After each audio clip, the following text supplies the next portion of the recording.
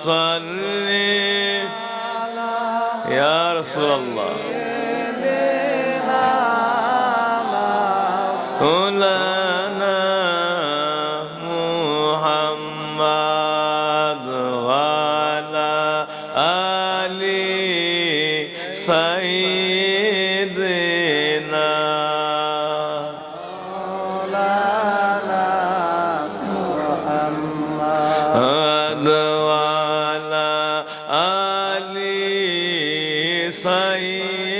সাইয়্যিদিনা মাওলানা মুহাম্মদ লা ইলাহা ইল্লাল্লাহ লা ইলাহা ইল্লাল্লাহ লা ইলাহা ইল্লাল্লাহ লা ইলাহা ইল্লাল্লাহ লা ইলাহা লা ইলাহা লা ইলাহা হায় আমরার নাই আমল কোন সাধনা একদিন জিজ্ঞাসা করবেন রাব্বানা হায়রে নাই আমল কোন সাধনা একদিন জিজ্ঞাসা করবেন রাব্বানা নবী আপনি ছাড়া আমরা একা আপনি ছাড়া আমরা একা জবাব দিতে পারব না লা ইলাহা ইল্লাল্লাহ লা ইলাহা ইল্লাল্লাহ লা ইলাহা ইল্লাল্লাহ লা ইলাহা সেই দিন পানি পানি রব উঠিবে পানি কোথাও মিলবে না পানি পানি রব উঠিবে পানি কোথাও মিলবে না শরবত কাউসার দিও গো নবীজি শরবত কাউসার দিও গো নবীজি তুমি মোদের মাওলানা লা ইলাহা লা ইলাহা ইল্লাল্লাহ লা ইলাহা ইল্লাল্লাহ লা ইলাহা ইল্লাল্লাহ লা ইলাহা লা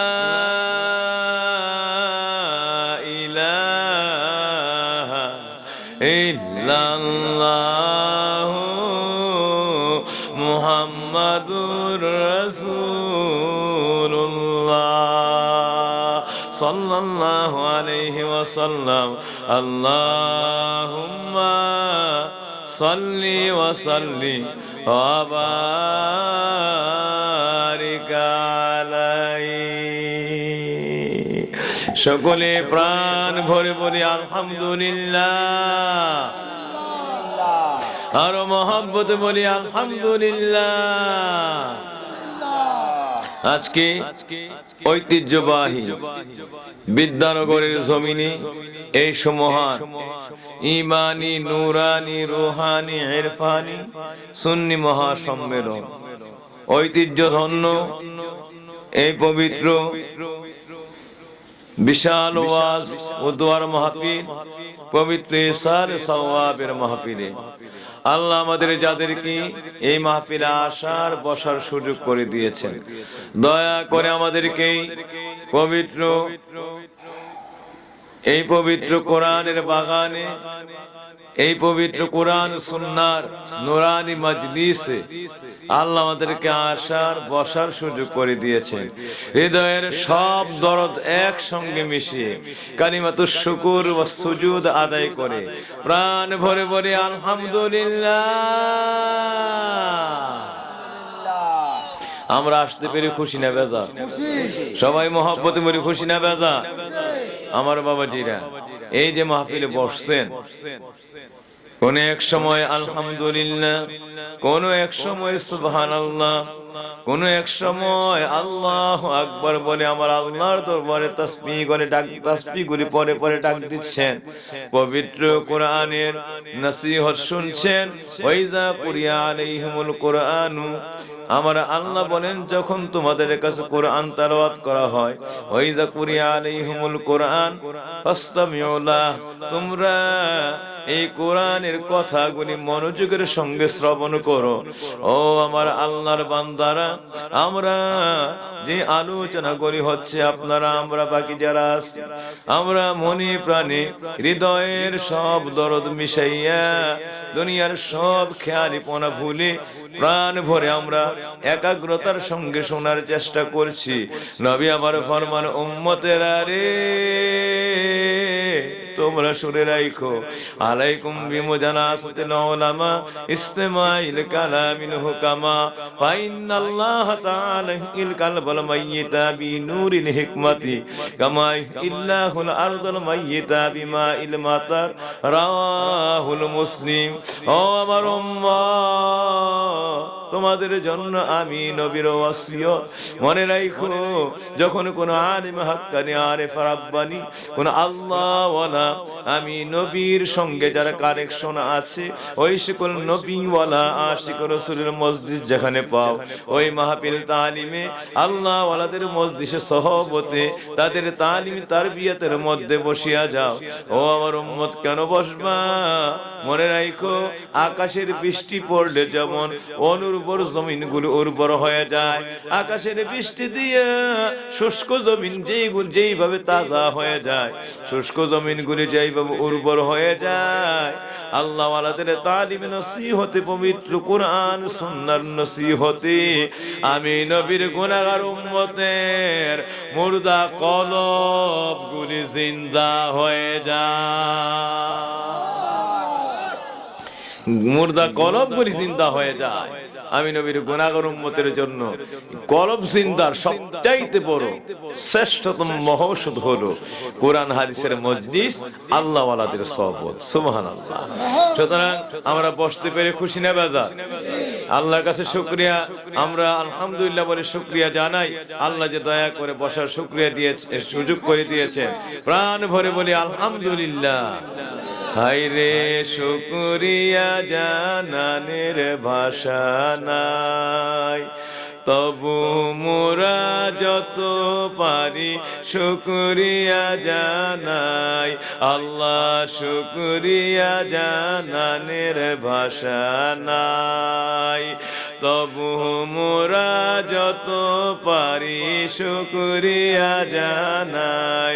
আল্লাহ বিদ্যানগরের এই মাহফিল কবুল করে না, কোরআন সুন্নাহর এই মাহফিল কবুল করে না।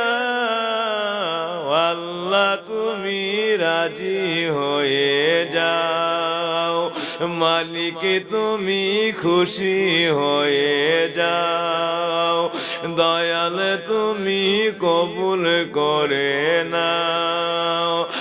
আমরা বান্দা পাপীর গুনাহ ক্ষমা করে দাও, আমরা বান্দা পাপীর গুনাহ ক্ষমা করে দাও। আল্লাহ তুমি রাজি হয়ে যাও, দয়াল তুমি খুশি হয়ে যাও, মালিক তুমি কবুল করে নাও।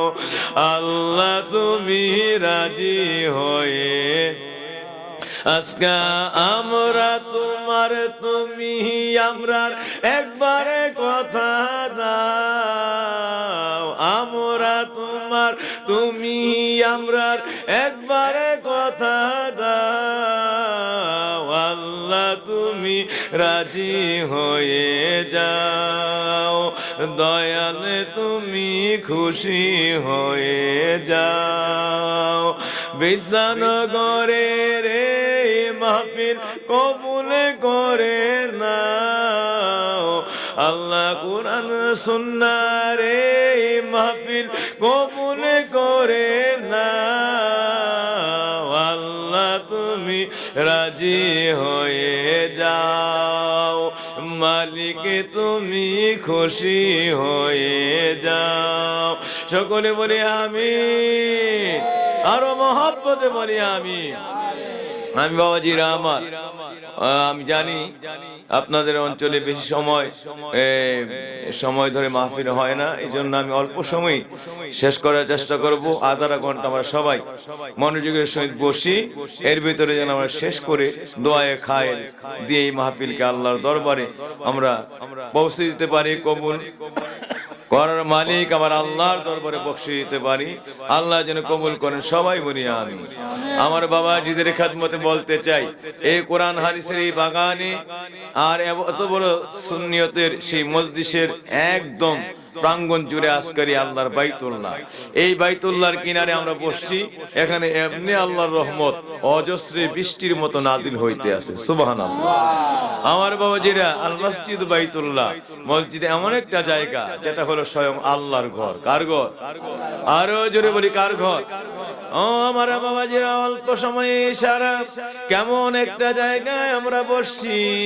ও আমার বাবাজিরা, নবী হযরত ইব্রাহিম আলাইহিস সালাম, আল্লাহর নবী ইব্রাহিম, আল্লাহর নবী ইব্রাহিম আলাইহিস সালাম যখন তার পুত্র হযরত ইসমাঈল আলাইহিস সালামকে নিয়ে আল্লাহর কাবা ঘর, আল্লাহর হুকুমে কাবা ঘর নির্মাণ করতেছিলেন, সংস্কার করতেছিলেন, তখন আমার আল্লাহ নিজে জান্নাত থেকে জিবরাইলকে দিয়ে, ফেরেশতাদেরকে দিয়ে আমার আল্লাহ কাবা ঘর নির্মাণের জন্য নবী ইব্রাহিমের কাছে আল্লাহ জান্নাতের, আমার আল্লাহ জান্নাতের পবিত্র পাথর, জান্নাতের কনক্রিট, জান্নাতের পবিত্র সিমেন্ট, এইভাবে জান্নাতের যত ইনস্ট্রুমেন্ট আছে বিল্ডিং তৈরি করার, আমার আল্লাহ জান্নাতের কনক্রিট, জান্নাতের সিমেন্ট, জান্নাতের যাবতীয় যা প্রয়োজন সবগুলি আমার আল্লাহ নবী ইব্রাহিমের কাছে পাঠিয়ে দিলেন। আর পাঠাইলেন একটা পবিত্র পাথর, যেটাকে বলা হয় মাকাম ইব্রাহিম। আমার বাবাজিরা, এটাই হলো পৃথিবীর প্রথম লিফট, এটাকেই পৃথিবীর প্রথম লিফট বলা হয়। কেন বলা হয়?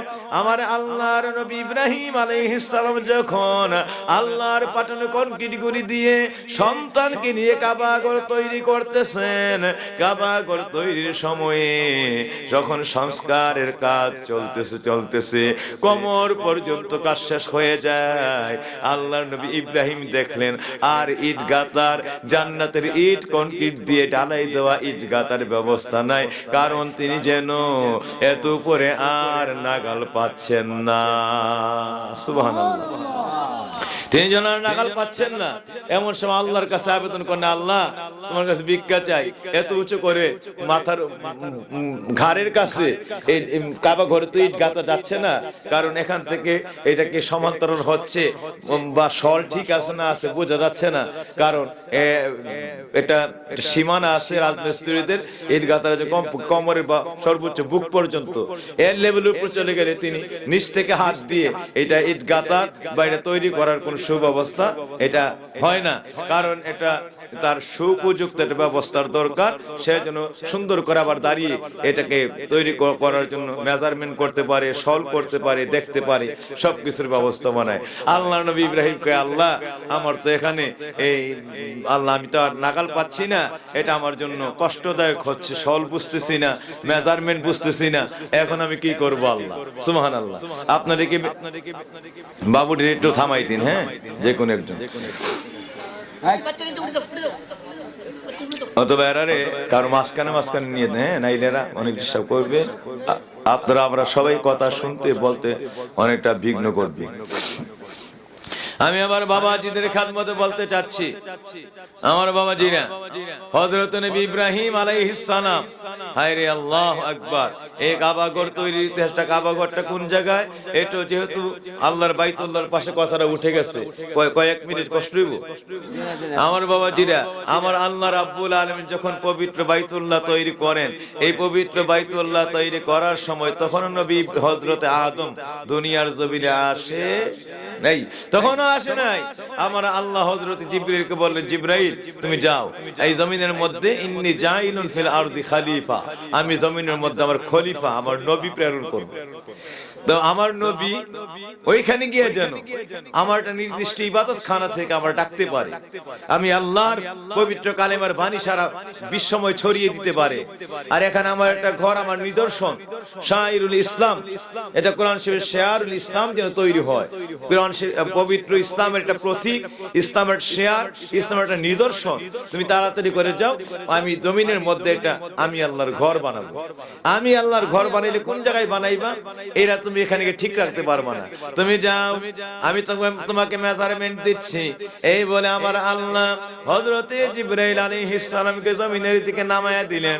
আমার আল্লাহ বাইতুল মামুরের ফেরেশতাদের কাবলা শক্ত আসমান, ওই জায়গা থেকে আমার আল্লাহ বাইতুল মামুরের মাঝখান থেকে আল্লাহর কুদরতে একটা টর্চ লাইট, ওইখান থেকে আল্লাহ টিপ দিলেন, ওই টর্চ লাইটে টিপ দিলে আলোটা বাইতুল মামুর ভেদ করে, বাইতুল মামুরের ফ্লোর ভেদ করে মাঝখান থেকে সপ্ত আসমান, ষষ্ঠ আসমান, পঞ্চ আসমান, চতুর্থ আসমান, তৃতীয় আসমান, দ্বিতীয় আসমান, প্রথম আসমান, সকল আসমান ভেদ করে আল্লাহর এই জমিনের মধ্যে আল্লাহর টর্চ লাইটের আলো জমিনের মধ্যে এসে পড়ে যায়। কি কষ্ট হয় নাকি আপনাদের? 5-7 মিনিট চলতে পারে না বিষয়টা, কি বলেন? আমরা জানতে চাই কি চাই না? আমার বাবাজিরা, আল্লাহ নিজে কুদরতের টর্চ লাইটটা টিপ দিলেন, ওই টিপ দেওয়ার দায়িত্ব আল্লাহ কোন ফেরেশতাদেরকে দান করেন নাই, স্বয়ং নিজে আমার আল্লাহ বাইতুল মামুর, যেটা ফেরেশতাদের কিবলা, এটা কেমন কিবলা, যেই ফেরেশতারা গিয়ে ওইখানে আল্লাহর দরবারে নামাজ পড়ে আল্লাহর কুদরতি কদমে সাজদা করে, ওইখানে আমার নবীজি ফরমান, আমি দেখলাম আল্লাহর ফেরেশতার সংখ্যা এত এবং বাইতুল মামুরটা এত বড়। কেমন বড়? নবী আমার ফরমান, আমি দেখলাম এই বাইতুল মামুরটা, মানে এটার এত crore crore crore crore crore crore crore million billion trillion trillion sector trillion, এত কোটি কোটি দরজা, যা মানুষের কম্পিউটার কেন অ্যারিথমেটিক এন্ড লজিক ইউনিট দ্বারা কোনো অবস্থাতেই দুনিয়ার মানুষের হিসাব করে হিসাব মিলানো কিয়ামত হবে, এরপরও মানুষের দ্বারা সম্ভব হবে না। আমি দেখলাম এক দরজা দিয়া 70,000 নূরের ফেরেশতা ঢুকতেছে, গিয়ে একজন ইমাম হয় এবং পিছনে ওই জায়গার মধ্যে 69,999 জন তার পিছনে জামাতে দাঁড়ায় যায়। তারা 2 রাকাত জামাতে আল্লাহর কুদরতের কদমের মধ্যে 2 রাকাত নফল নামাজ পড়ে তারা এর পাশে আরেকটা দরজা আছে, এই দরজাটা দিয়ে বের হয়ে যায়। তারা যেই দরজাটা ঢুকছিল আর যেই দরজা দিয়ে বের হয়ে গেছে, তারা বের হওয়ার সঙ্গে সঙ্গে এই ঢোকার পরে ওই দরজা তালা, বের হওয়ার পরে পাশের দরজা দিয়ে বের হয়েছে, এটা তালা। এই দরজা দিয়ে কিয়ামত পর্যন্ত আল্লাহর দ্বিতীয় কোন ফেরেশতা ঢুকবেও না, আর পাশের যে দরজা দিয়ে তারা বের হয়েছে, এইটা দিয়ে কোনো ফেরেশতার বেরও হবে না, এই দরজা তালা লেগে গেছে। এর পাশের দরজা দিয়ে আবার 70,000 নূরের ফেরেশতা, এরা সালাম ফিরানো শেষ বের হচ্ছে, পাশের দরজা দিয়ে আবার 70,000 নূরের ফেরেশতা ঢুকতেছে, ঢুকলে এই দরজা তালা হয়ে যায়। এরা আবার 2 রাকাত নামাজ পড়ে বের হইলে সঙ্গে সঙ্গে ওই দরজা আবার তালা হয়ে যায়। এর পাশের দরজা দিয়ে আবার 70,000 নূরের ফেরেশতা ঢুকতেছে। এই যেই ফেরেশতারা একবার 2 রাকাত নামাজ পড়ার সুযোগ পাইছে, কিয়ামত পর্যন্ত তারা আর কোনোদিন ঢুকবে না। আর যেই দরজা দিয়ে তারা বের হইছে, এই দরজার জীবনে কোনোদিন খোলা হবে না। এবার হিসাব করে দেখো, কিয়ামত পর্যন্ত এই জামাত চলবে, নামাজ চলবে, আল্লাহর ফেরেশতার সংখ্যা কত আর ওই মসজিদের দরজার সংখ্যা কত? আল্লাহু আকবার, আল্লাহু আকবার। কিয়ামত পর্যন্ত এই নামাজ চলবে। যেই দিন দুনিয়া সৃষ্টি হয়েছে ওই দিন থেকে ফেরেশতা যে বানাইছে ওই দিন থেকে নামাজ চলতেছে আর কিয়ামত পর্যন্ত চলবে। প্রতি 2 মিনিটে 1 মিনিটে একদল ফেরেশতারা ঢুকে তারা এক পাশের দরজা দিয়ে ঢুকে, যেটা খোলা আছে এটা দিয়ে ঢুকে, তারা ঢুকলেই দরজা তালা, পাশের দরজা দিয়ে খোলা, এটা বের হয়, এটা আবার তালা। এর সঙ্গে তারা নামাজ শেষ হয়নি আবার আরেক দল ঢুকতেছে। 1 সেকেন্ডের জন্য বাইতুল মামুরে নামাজ বন্ধ হয় না। সমস্ত ফেরেশতারা এক এক জামাতের পর আরেক জামাত, এক এক জামাতের পর আরেক জামাত, কিন্তু যেই দরজা দিয়ে যেই ফেরেশতারা ঢুকছে তারা আর কোনোদিন ঢুকবে না, এই ফেরেশতারাই কোনোদিন আর ঢুকবে না, তাদের নামাজ শেষ হয়ে গেছে। আর এই দরজা দিয়ে কোনো ফেরেশতা ঢুকবে না। নতুন আরেক দল 70,000 ফেরেশতা চলে আসবে, তারা নামাজ পড়বে, তারা বের হয়ে যাবে, আরেক দল 70,000 ফেরেশতা চলে আসবে। এবার আল্লাহর ফেরেশতার সংখ্যা কত আর বাইতুল মামুরের দরজার সংখ্যা কত? সুবহানাল্লাহ। আমার বাবাজিরা, আল্লাহর কুদরতের কারিশমা কিয়ামত পর্যন্ত এই ব্রেইন দিয়া বোঝার মতো ক্ষমতা আমাদের কারুরই না। আল্লাহু আকবার। ওই বাইতুল মামুর থেকে আমার আল্লাহ মাঝখান থেকে একটা টর্চ লাইট টিপ দিলেন, ওই আলুটা আসতেছে, জিবরাইলও নামতেছে, আলুটা আসতেছে, জিবরাইলও নামতেছে, আলুটা আসতেছে, জিবরাইলও নামতেছে, আলুটা আসতেছে, জিবরাইলও নামতেছে। নামতে নামতে নামতে নামতে নামতে নামতে নামতে নামতে হঠাৎ করে জিবরাইল তাকায় দেখলেন এইভাবে সপ্ত ষষ্ঠ সপ্ত ষষ্ঠ সপ্ত পঞ্চম চতুর্থ পঞ্চম চতুর্থ তৃতীয় দ্বিতীয় প্রথম এইভাবে সমস্ত আসমানগুলি ভেদ করে এই আলোটা নামতে নামতে নামতে নামতে দুনিয়া নামক এই 7 জমিনের উপরি অংশের এই প্রথম জগতে এসে স্থির হয়ে যায়। কিন্তু বাবাজি রাতের এই অবস্থা কি ছিল? কিতাবের মধ্যে আসছে, জিবরাইল বলতেছেন আমার নবীর কাছে, জিবরাইল শুনাইতেছেন, ইয়া রাসূলুল্লাহ, সমস্ত জগতের মধ্যে শুধু পানি ছিল, পৃথিবীর এমন একটা ইঞ্চি পরিমাণ জায়গা ছিল না যেখানে কোনো মাটি আছে, মাটি বলতে কোনো শব্দই নেই, সারা পৃথিবীর মধ্যে শুধু পানি ছিল। যেই জায়গায় লাইটের চাকটা, লাইটের আলোটা এসে স্থির হইছে, এইভাবে আল্লাহ বলেন, জিবরাইল রে, এটাই হলো সারা পৃথিবীর একদম মধ্যভাগ, একদম জিরো টলারেন্স, এর ভিতরে জিরো মাইলেজ, এর ভিতরে আর 1 সুতা পরিমাণও 1 ইঞ্চিও হেরফের নাই। এখান থেকে যদি মাপতে মাপতে পৃথিবীর পশ্চিমাঞ্চল যাও, যা হবে, এইখান থেকে মাপতে মাপতে পৃথিবীর পূর্বাঞ্চলে যেখানে সূর্য উঠে গিয়া দেখবা মাপ গিয়া তাই হবে। এখান থেকে যদি মাপতে মাপতে উত্তর মেরুতে চলে যাও, মাপ যা হবে, এই যেখানে লাইটের চাক পড়ছে এখান থেকে মাপতে মাপতে যদি দক্ষিণ মেরুতে চলে যাও, গিয়া থেকে পৃথিবীর মাপ একই পরিমাণ তাই হবে, সুবহানাল্লাহ, একই পরিমাণ তাই হবে। আমার আল্লাহ বলেন, যেখানে লাইটের স্থির হয়েছে এইটাই হলো আরদুল মুতাওয়াসসিতা, সারা পৃথিবীর একদম মধ্যভাগ, মধ্যনাভি, সারা পৃথিবীর মধ্য জায়গা। এরপরে যেই দিকে যাবা, পূর্ব পশ্চিম দক্ষিণ সব বরাবর মাপে, 1 সুতো এদিক সব হবে না, 1 সুতো সেদিক হবে না, সবকিছুর মাপ এক হয়ে যাবে। যা পাইবা পূর্বাঞ্চলে তাই পাইবা পশ্চিমাঞ্চলে, যা পাইবা উত্তরাঞ্চলে তাই পাইবা দক্ষিণাঞ্চলে। এইটাই হলো পৃথিবীর মধ্যভাগ, যাকে বলা হয় আরদুল মুতাওয়াসসিতা। সুবহানাল্লাহ। আমার বাবাজিরা, হযরত জিবরাইল, আমার আল্লাহ কয়, জিবরাইল, তুমি এই লাইটের চাকটাকে মাঝখানে রেখে দেখবেন, আপনার একটা লাইট টিপ দিলে একটা লাইটের চাক, একটা ফোকাস, একটা চাক গিয়ে একটা গোল করে একটা আবরণ সৃষ্টি, একটা আলোর একটা চাক সৃষ্টি হয় না? হ্যাঁ জি না। আমার আল্লাহ বলতেছেন, জিবরাইল, এই যে লাইটের যে চাকটা হয়েছে এই চাকটাকে মাঝখানে রাইখা চতুর্দিকে আবার জান্নাতের আমি আল্লাহ ইট দেই, কন্ক্রিট দিচ্ছি, আমি আল্লাহ জান্নাতের পবিত্র সামানপত্র দিচ্ছি, এ দিয়ে তুমি এই মুহূর্তে চতুর্দিকে লাইটের চাকটাকে মাঝখানে রেখে এবার চতুর্দিক থেকে তুমি গাঁথনি গাঁথতে শুরু করো। বাবাজিরা আমার, এই লাইটের চাকটাই মাঝখানের মধ্যে আছে বাইতুল মামুর, এর বরাবর উপরে বাইতুল মামুর, ফেরেশতাদের কিবলা। সুবহানাল্লাহ। এই হযরতে জিবরাইল এর লাইটের চাকটা মাঝখানে রেখে এই ঘরের গাঁথনি গাঁথতে শুরু করলেন। চাকটা ভিতরে পড়ে আছে, চতুর্দিক থেকে গাঁথনি, এই গাঁথনি গাঁথতে গাঁথতে তিনি আল্লাহর এই পবিত্র ঘর তৈরি করলেন। আমার আল্লাহ রাব্বুল আলামিনের এই ঘরের নাম হয়েছে বাইতুল্লাহ, ইন্নাহু বিল বাইতিল আতিক। আমার আল্লাহ কোরআনের মধ্যে বলেছেন, জিবরাইল, এটাই হলো পৃথিবীর আদি ও আসল ঘর, সারা পৃথিবীর মানুষের জন্য। ইঞ্জিনিয়ারিং, আর্কিটেকচার শুরু শুরু করে স্ট্রাকচার ইঞ্জিনিয়ারিং থেকে শুরু করে এইভাবে যত ইঞ্জিনিয়ার তৈরি হবে, সমস্ত ইঞ্জিনিয়ারদের জন্য ঘর বানানো, বাড়ি বানানো, মানুষের দুনিয়ার জমিনে এই ঘর বাড়ির যে academic plan, engineering plan, architecture plan, structuring plan, সব প্ল্যান আজকে আমি বাইতুল্লাহর ভিতরে দিয়া দিতাম। সুবহানাল্লাহ।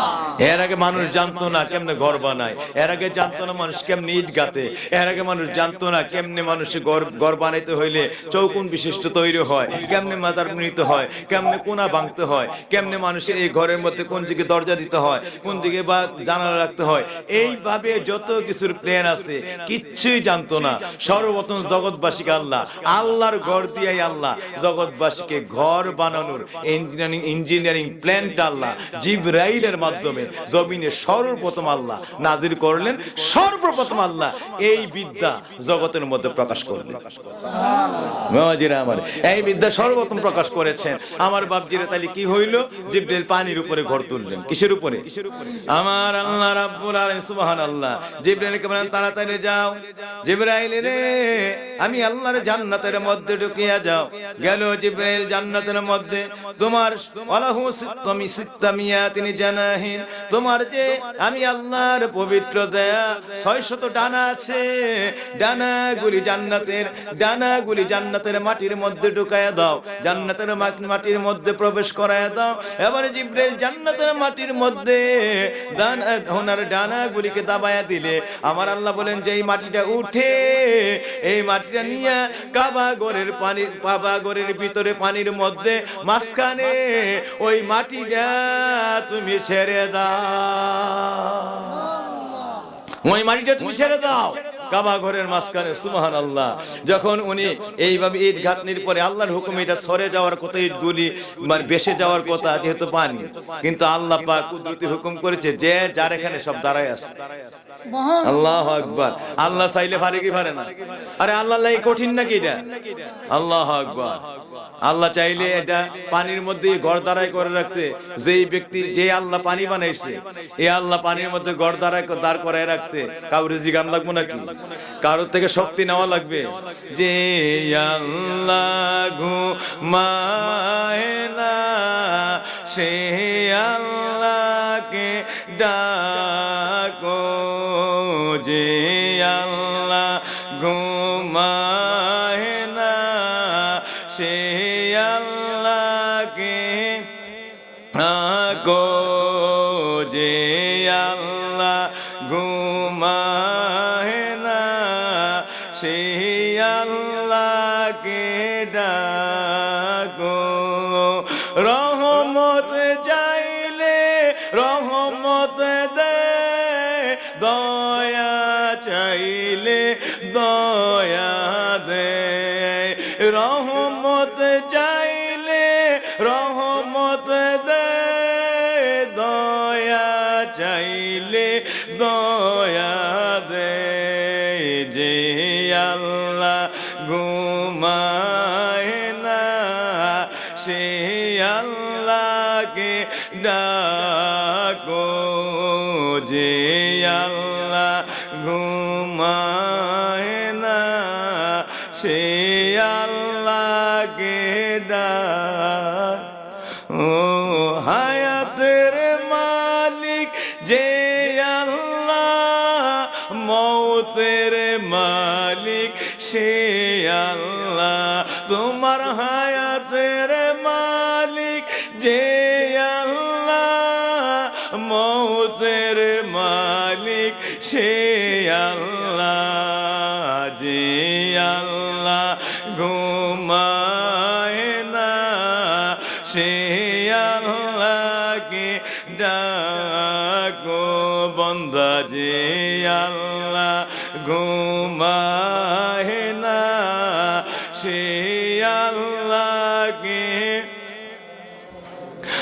তোমার গুনাহ লিখে যে আল্লাহ ক্ষমা করেন সে আল্লাহ, গুনাহ লিখে যে আল্লাহ ক্ষমা করেন সে আল্লাহ, যে আল্লাহ ঘুমায় না, সে আল্লাহকে ডাকো, যে আল্লাহ ঘুমায় না, সে আল্লাহকে ডাকো, যে আল্লাহ ঘুমায় না, সে আল্লাহকে গো। তোমার মিজানের মালিক যে আল্লাহ, নাজাতের মালিক সে আল্লাহ, মিজানের মালিক যে আল্লাহ, নাজাতের মালিক সে আল্লাহ, যে আল্লাহ ঘুমায় না, সে আল্লাহকে ডাকো, যে আল্লাহ ঘুমায় না, সে আল্লাহকে।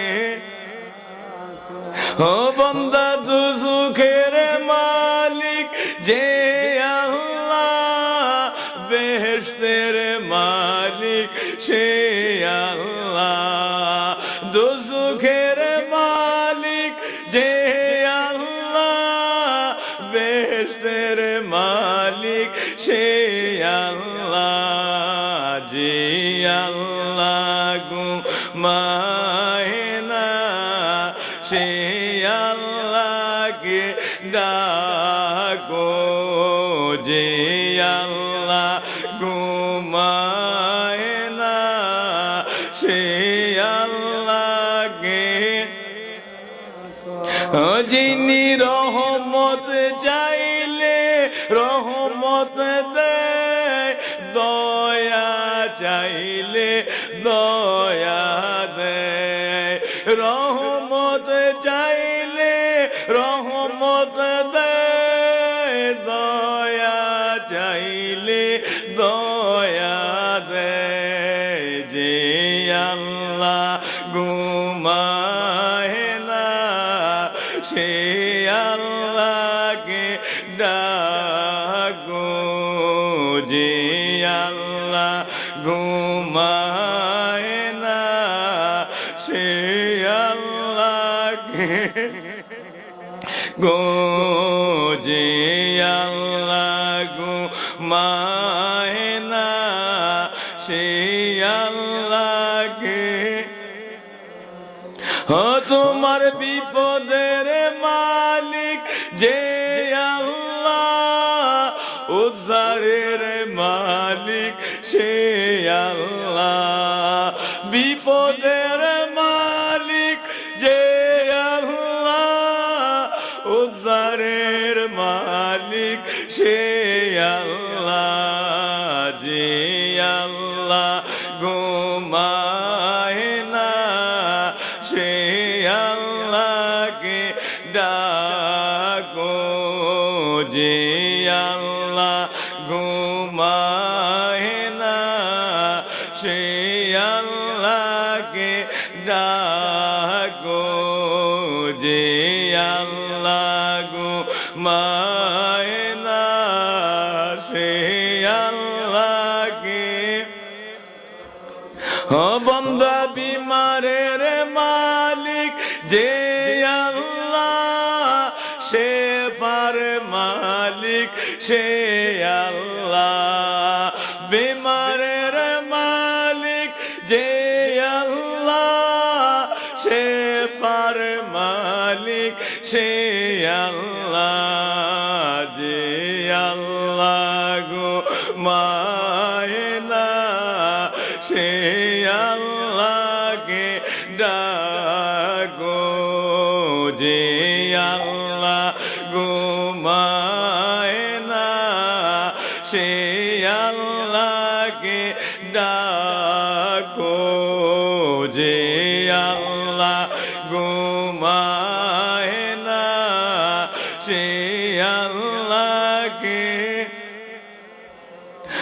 যিনি রিজিক চাইলে রিজিক দেয়, চাইলে ক্ষমা দেয়, রিজিক চাইলে রিজিক দেয়, ক্ষমা চাইলে ক্ষমা দেয়। যে আল্লাহ ঘুমায় না সে আল্লাহকে ডাকো বান্দা, যে আল্লাহ ঘুমায় না সে আল্লাহকে ডাকো, যে আল্লাহ ঘুমায় না সে আল্লাহকে ডাকো, যে আল্লাহ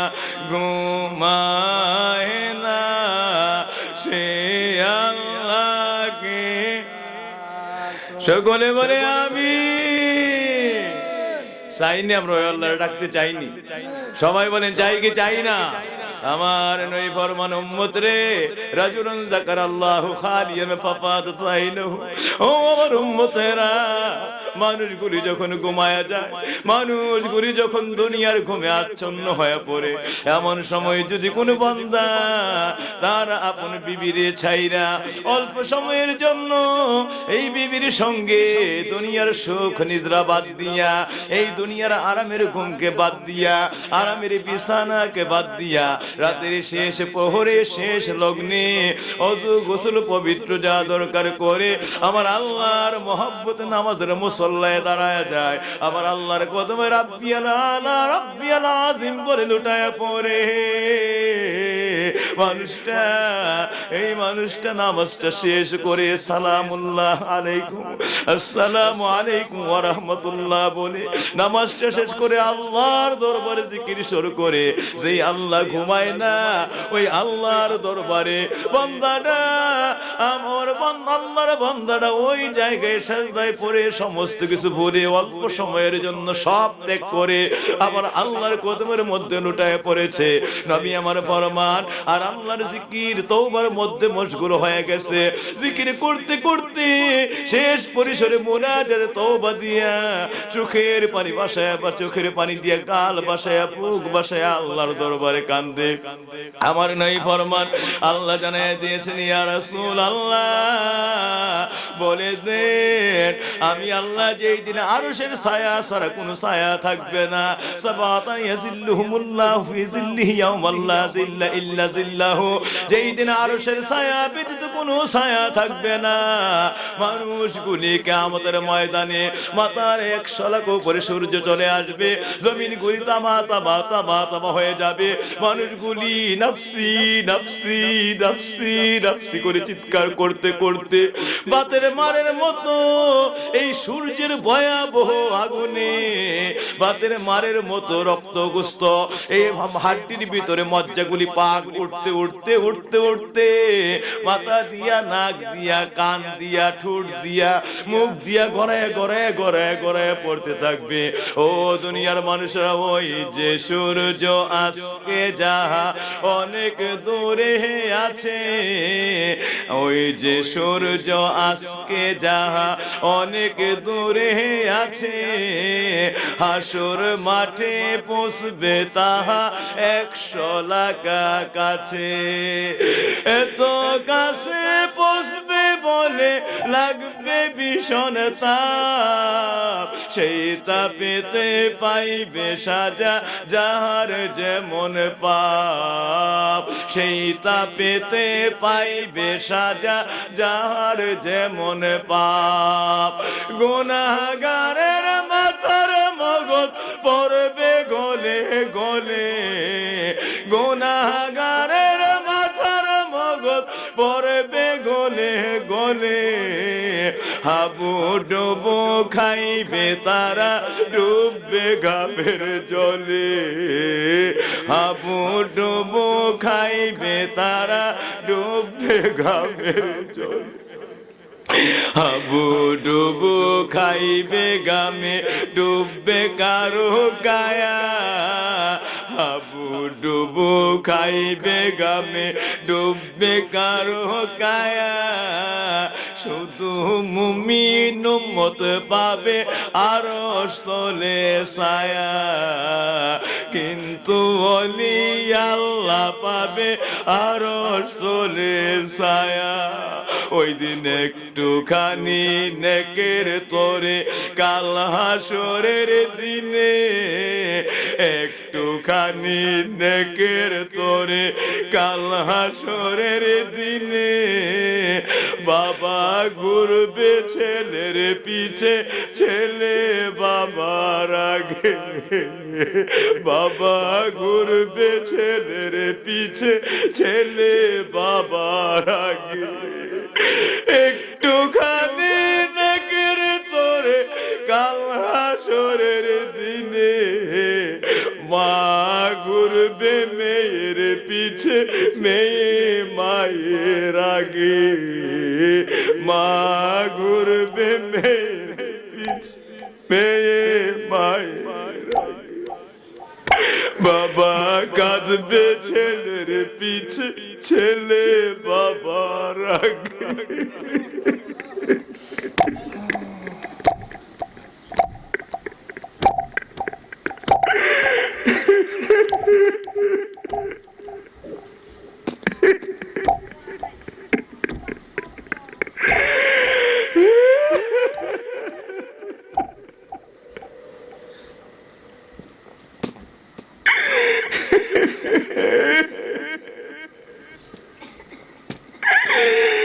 মা কাঁদবে মেয়ের পিছে, মেয়ে মায়ের আগে, বাবা কাঁদবে ছেলের পিছে, ছেলে বাবার আগে।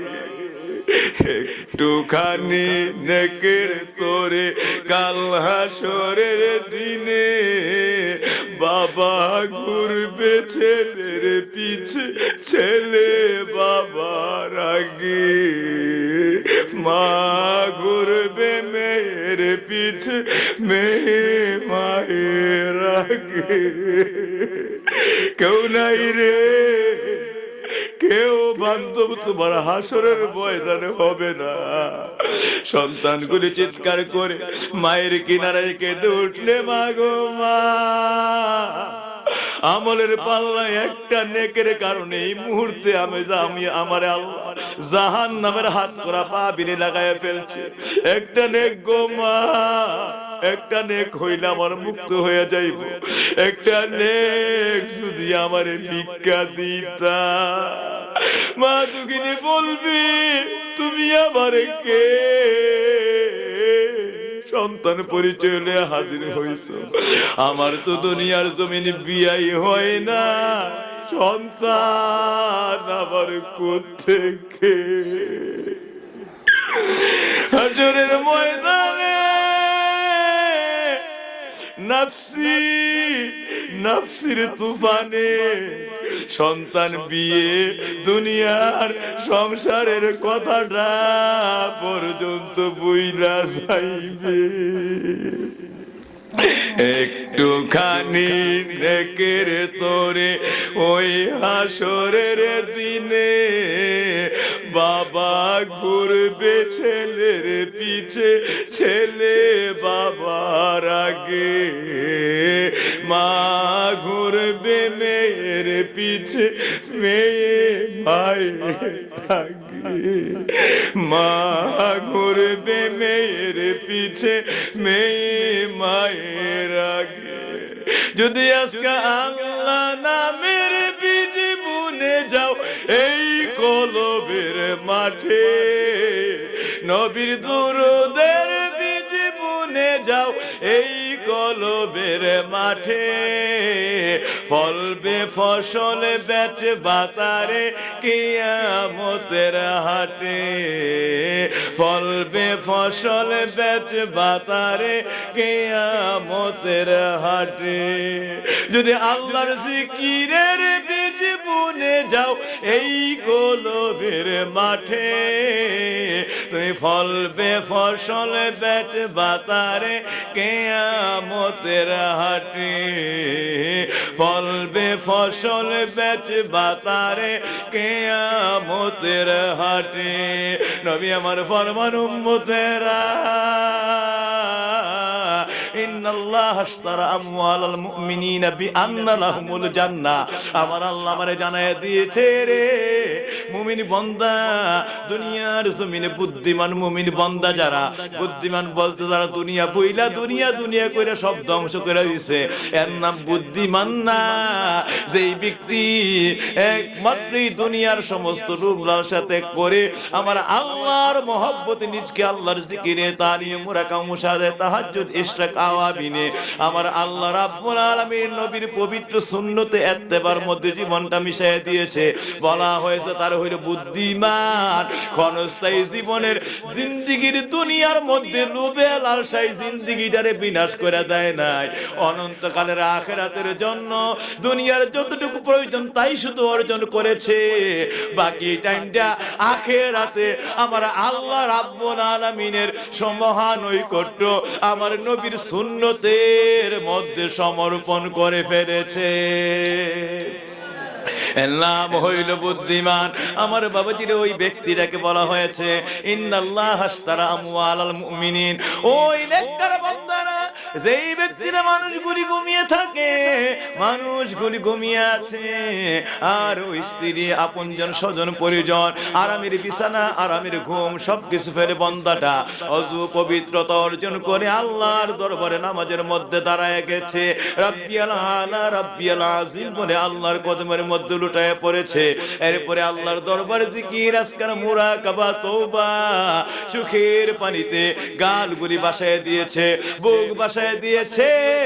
আমার নবী কয় ওই ব্যক্তিটা যখন মিজানের পাল্লায় টাকা হবে, আইরে জব্বারায় এবার মিজানের পাল্লায় তোর আমলনামা ওজন হবে, ডাক দিয়া যখন নিবেন আমার আল্লাহ তাকায় দেখবেন তার কলবটা তাহাজ্জুদের নূরে আমার আল্লাহর জিকির মুরাকাবার নূরে গুলজার হয়ে আছে। তাহাজ্জুদের আমলে আল্লাহর দরবারে ইশরাক আওয়াবিন, আমার আল্লাহর দরবারে গভীর রজনীতে জিকির তওবা, আল্লাহর ওলিদের তরিকা মুরাকাবা মুশাহাদার আমলে কলবটা নূরে গুলজার হয়ে আছে। আমার আল্লাহ বলবেন আয় রে আয়, আমি আল্লাহ তোর কোন প্রশ্ন করা, কিয়ামতের ময়দানে হিসাব নিকাশ করা, মিজানের পাল্লায় ওঠানো, কঠিন কালো আরেকটা কিয়ামত হলো আমি আল্লাহর দ্বারা সম্ভব হবে না। আয় রে বান্দা, যে আল্লাহর মহব্বতে স্ত্রীর মহব্বত বললি, আল্লাহর মহব্বতে আরামের বিছানার মহব্বত বললি, আল্লাহর মহব্বতে আরামের ঘুমের মহব্বত বললি, আল্লাহর মহব্বতে দুনিয়ার আয়েশটাকে ভুললি, বান্দায় এই বলে আল্লাহর কুদরতের নূরের হাতটা বাড়ায় দেয় বান্দার বুকে, বান্দার কালবের দিকে আমার আল্লাহ আস্তে করে টান দিয়া ওই তাহাজ্জুদ মুরাকাবা মুশাহাদা জিকির আজকার সবগুলি আমল তার কাল থেকে আল্লাহর নিজের কুদরতের হাতে আস্তে করে কলব থেকে নিজের কুদরতের হাতের মধ্যে উঠায়া লয়, আল্লাহ নিজে খরিদ্দার হইয়া সবটা নূরের আমল নামা তার তরিকতের যত আমল জিকির আজকার সব আল্লাহর কুদরতের হাতের মধ্যে উঠায় নেন। বিআন্না লাহুমুল জান্নাহ, সঙ্গে সঙ্গে বিনিময়ে আমার আল্লাহ আরেক কুদরতের হাত দিয়া তার ডান হাতে আসহাবুল ইয়ামিন, আমার আল্লাহ সঙ্গে সঙ্গে ডান হাতের মধ্যে আমার আল্লাহর 8টা জান্নাতের সার্টিফিকেট তার হাতের মধ্যে উঠায়া দেয়। নারে তাকবীর, নারে রিসালাত, নারে রিসালাত। এইটাই বলা হয়েছে ইন্নাল্লাহ আশতারা, কোরআনের আয়াত কিন্তু এটা মিয়া, ইন্নাল্লাহ আশতারা আমওয়ালাল মুমিনিনা বিআন্না লাহুমুল জান্নাহ। কিয়ামতের ময়দানে আল্লাহ খরিদ্দার হয়ে যাবেন, বেচা কিনা করবেন। নবীজিকে সাহাবীরা বলেন আল্লাহ আবার বেচা কিনা করে, এটা কেমন ইয়া রাসূলুল্লাহ, বুঝতে পারলাম না। নবী আমার ফরমান আমার আল্লাহর নেককার আবিদ সালেহ আল্লাহওয়ালা তরিকতের মুরাকাবা মুশাহাদা ওয়ালা ওই সকল জিকির আজকার তওবা চোখের পানিতে গভীর রজনীতে আল্লাহ রাব্বুল আলামিনের ভয়ে কন্দনকারী ব্যক্তি, ওই সকল আল্লাহ ওয়ালাদের আমল নামাটা আল্লাহ পাক তাকে মিজানের পাল্লায় উঠায়া তাকে হিসাব করবেন না, বরং মিজানের পাল্লার সামনে আল্লাহর কুদরতি হাতরা তার কলবের দিকে বাড়ায়া দিবেন। আল্লাহর কুদরতি হাতে তার সবটা আমল আমার আল্লাহর কুদরতি নূরের হাতের মধ্যে নিয়া আল্লাহর বুকের মধ্যে মিশাইয়া ফেলবেন। আর আমার আল্লাহর আরেক কুদরতের হাতে তার ডান হাতের মধ্যে 8টা জান্নাত বিনিময় করে তার হাতের মধ্যে উঠাই দিবেন, বিনিময় করে তার হাতের মধ্যে উঠাই দিবেন। তাইলে আজকে বিদ্যানগরবাসীরা, এলাকাবাসীরা আমরা জানতে চাই, আমরা একটা কথা আজকে ওয়াদা রাখতে চাই। সারাদিন তো ওয়াজ শুনছেন, কত ওয়াজ শুনবেন? ওয়াজ তো শুনি, কিন্তু ওয়াজ অনুযায়ী আমাদের কোনো আমল। সকালে গিয়ে যেমন যারা সুদ খায় সুদই খায়, যারা ঘুষ খায় ঘুষই খায়, যারা বেপরদা চলে বেপরদাই চলে, যারা মিথ্যা বলেই চলতে আছে আর কি মিথ্যা, এটা মানে ওয়ান টু বা এটা সাধারণ কিছু মনে করে না। অথচ যেই ব্যক্তি মিথ্যা কথা বলে ওই দিনের জন্য তার মুখটা নাপাক হয়ে যায়, আল্লাহর দরবারে মুখটা নাপাক হয়ে যায় এবং নাপাকের দুর্গন্ধে রহমতের ফেরেশতারা দূরে সরে যায়, তার আমল তালিম ওই দিন আর কিছু কবুল হয় না। অথচ মিথ্যাটার আমরা কোনো সাবজেক্টই মনে করি, যেই কোন হার হালাতে বলা মনে হয় আমাদের জন্য একবার সকালে নাস্তার চাই তার সহজ হয়ে গেছে মিথ্যা বলা। মানে উঠতে মিথ্যা, বলতে মিথ্যা, যাইতে মিথ্যা, চলতে মিথ্যা। মিথ্যার কোন আকারিকার পারাবার আমাদের কাছে এখন নাই, এত মিথ্যাতে আমরা অভ্যস্ত হয়ে গেছি, আছে না নাই? আরে মিথ্যা আমরা বলি কি বলি না? এটা যে এত বড় গুনাহ, এটা কোনো খবরই নেই। আল কিযবু যুনুবুল উম্মাহাত, মিথ্যা সকল গুনাহের মা, সব গুনার মা হইল মিথ্যা। আর এটার মনে করি নরমাল একটা সাবজেক্ট, বিষয় না, ঠিক না বেঠিক? তাইলে এই জন্য বলছি ওয়াজ হচ্ছে, কিন্তু ওয়াজের কোন অ্যাকশন আমাদের মধ্যে নাই, ঠিক না বেঠিক? যে ব্যক্তি সকালে উঠা এই ওয়াজের মাহফিল থেকে গিয়ে ঘুমাইলো, সকালে তার ব্যবসা প্রতিষ্ঠান চলে গেল, যে কাঁচা বাজারে ব্যবসা করে ওই ব্যক্তি সকালে ওজন দিতে শুরু করছে, যতই ওয়াজ মাহফিল সবকিছু হয়ে গেল, গিয়ে আবার ওইখানে গিয়ে পানি মিশাইতেছে, ওজনে কম দিতেছে, আছে না নাই? বদ অভ্যাস, এই খারাপ অভ্যাস যার মধ্যে আছে, হারাম অভ্যাস, ওই হারাম অভ্যাসে চলতেছে। ওয়াজে ওই তাসির ওজনের পাল্লা পর্যন্ত আর যায় না, ঠিক না বে ঠিক? ওইখানে গিয়ে ওজনে কম দিতেছে। যাদের অভ্যাস দুধে পানি মিশিয়ে বিক্রি করা, তারা ওই প্রতারণা করে দুধে থেকে পানি মিশাইতেছে, বুঝতে পারছেন? 2 টাকা লাভের জন্য এই হজিন দিকের জন্য কত হারাম, কত ঠগানো মানুষের উপরে, কত অত্যাচার, রিজিকের উপরে কত জুলুম করতেছে, এর কোন সীমা নাই। আমার বাবা জেনে এই জন্যই বলছি আপনাদেরকে, দুয়ার লগ্নে কথাগুলি বলে যায়। আজকের এই দিনে ওয়াদা হতে হবে, নবীজির হাদিস, ও দুনিয়ার উম্মতেরা রে, ও আমার উম্মতেরা তোমরা শোনো, একটা মানুষ আমার আল্লাহর একটা হুকুম, মানে হুকুমটা কি? কোন একটা আল্লাহর আদেশ বাণী পালন করা, এইটা পালন করার চেয়ে 1000টা আদেশ বাণী পালন করার চেয়ে একটা হারাম ত্যাগ করা তোমার জন্য 1000 গুণ শ্রেয়। কারণ তুমি অনেক অনেক আমল করতেছো, কিন্তু আমল আছে, কিন্তু তোমার মধ্যে গীবত আছে, সব আমল বরবাদ। তোমার মধ্যে অহংকার আছে, যেমন শয়তানের আমল ছিল 14 লাখ বছরের আমল, আবার ছিল এলেম, সব ফেরেশতার শিক্ষক। তো এলেমের অভাব নাই, আমলেরও অভাব নাই, ভিতরে আছে ছোট্ট একটা অহংকার, আনা খায়রুম মিনহু, আমি আদমের থেকে উত্তম, নিজেরে কইছে, অহংকার করে বসছে। এবং আবা ওয়াস্তাকবারা ওয়া কানা মিনাল কাফিরিন, আল আদমকে তাজিম করতে অস্বীকার করে বসছে না, করব না। কেন করব না? আল্লাহ বলছে কেন করবি না? আনা খায়রুম মিনহু, অহংকার, আমি আদমের চাইতে উত্তম, নিজের বড় মনে করছে, অহংকার করছে। এই যে 14 লাখ বছর ইবাদত আর ফেরেশতারা শিক্ষক সব পুইরা ছাই হয়ে গেছে, ছোট্ট একটা অহংকারের কারণে, ভিতরের গরুরির কারণে 14 লাখ বছর ইবাদত সব পুইরা ছাই হয়ে গেল। আর ফেরেশতাদের শিক্ষক, উস্তাদির সব মর্যাদা, সব শিক্ষকতা, সব এলেম পুইরা সব ছাই হয়ে গেল, ঠিক না বে ঠিক? তাইলে আপনি দেখেন, একটা হারাম ছাড়া 1000 ইবাদতের চাইতে আপনার জন্য বেশি ফরজ। এইটা রাইখা যাই করে, যেই কোন টাইমে ওই ইবাদতগুলো ফিরে যাইব, যেই কোন টাইমে এলেম ধ্বংস হয়ে যাইব, যেই কোন কারণে ওই মহা মর্যাদা আপনার বিনাশ হয়ে যাইব। তাইলে এই যে রাইখা, এই অহংকার রাইখা, আত্মশ্লাঘা রাইখা, আপনার হিংসার ইয়া রাইখা সারা জীবনের করতে পারেন, যেই কোন টাইমে এইগুলির ফেরে পয়রা সব ধ্বংস হয়ে যাবে, লাভ নেই। জন্য আমলগুলো যা করুন, এর চাইতে 1000 গুণ ফরজ হারামগুলি ত্যাগ করুন, এর চাইতে 1000 গুণ ফরজ হারামগুলি রে।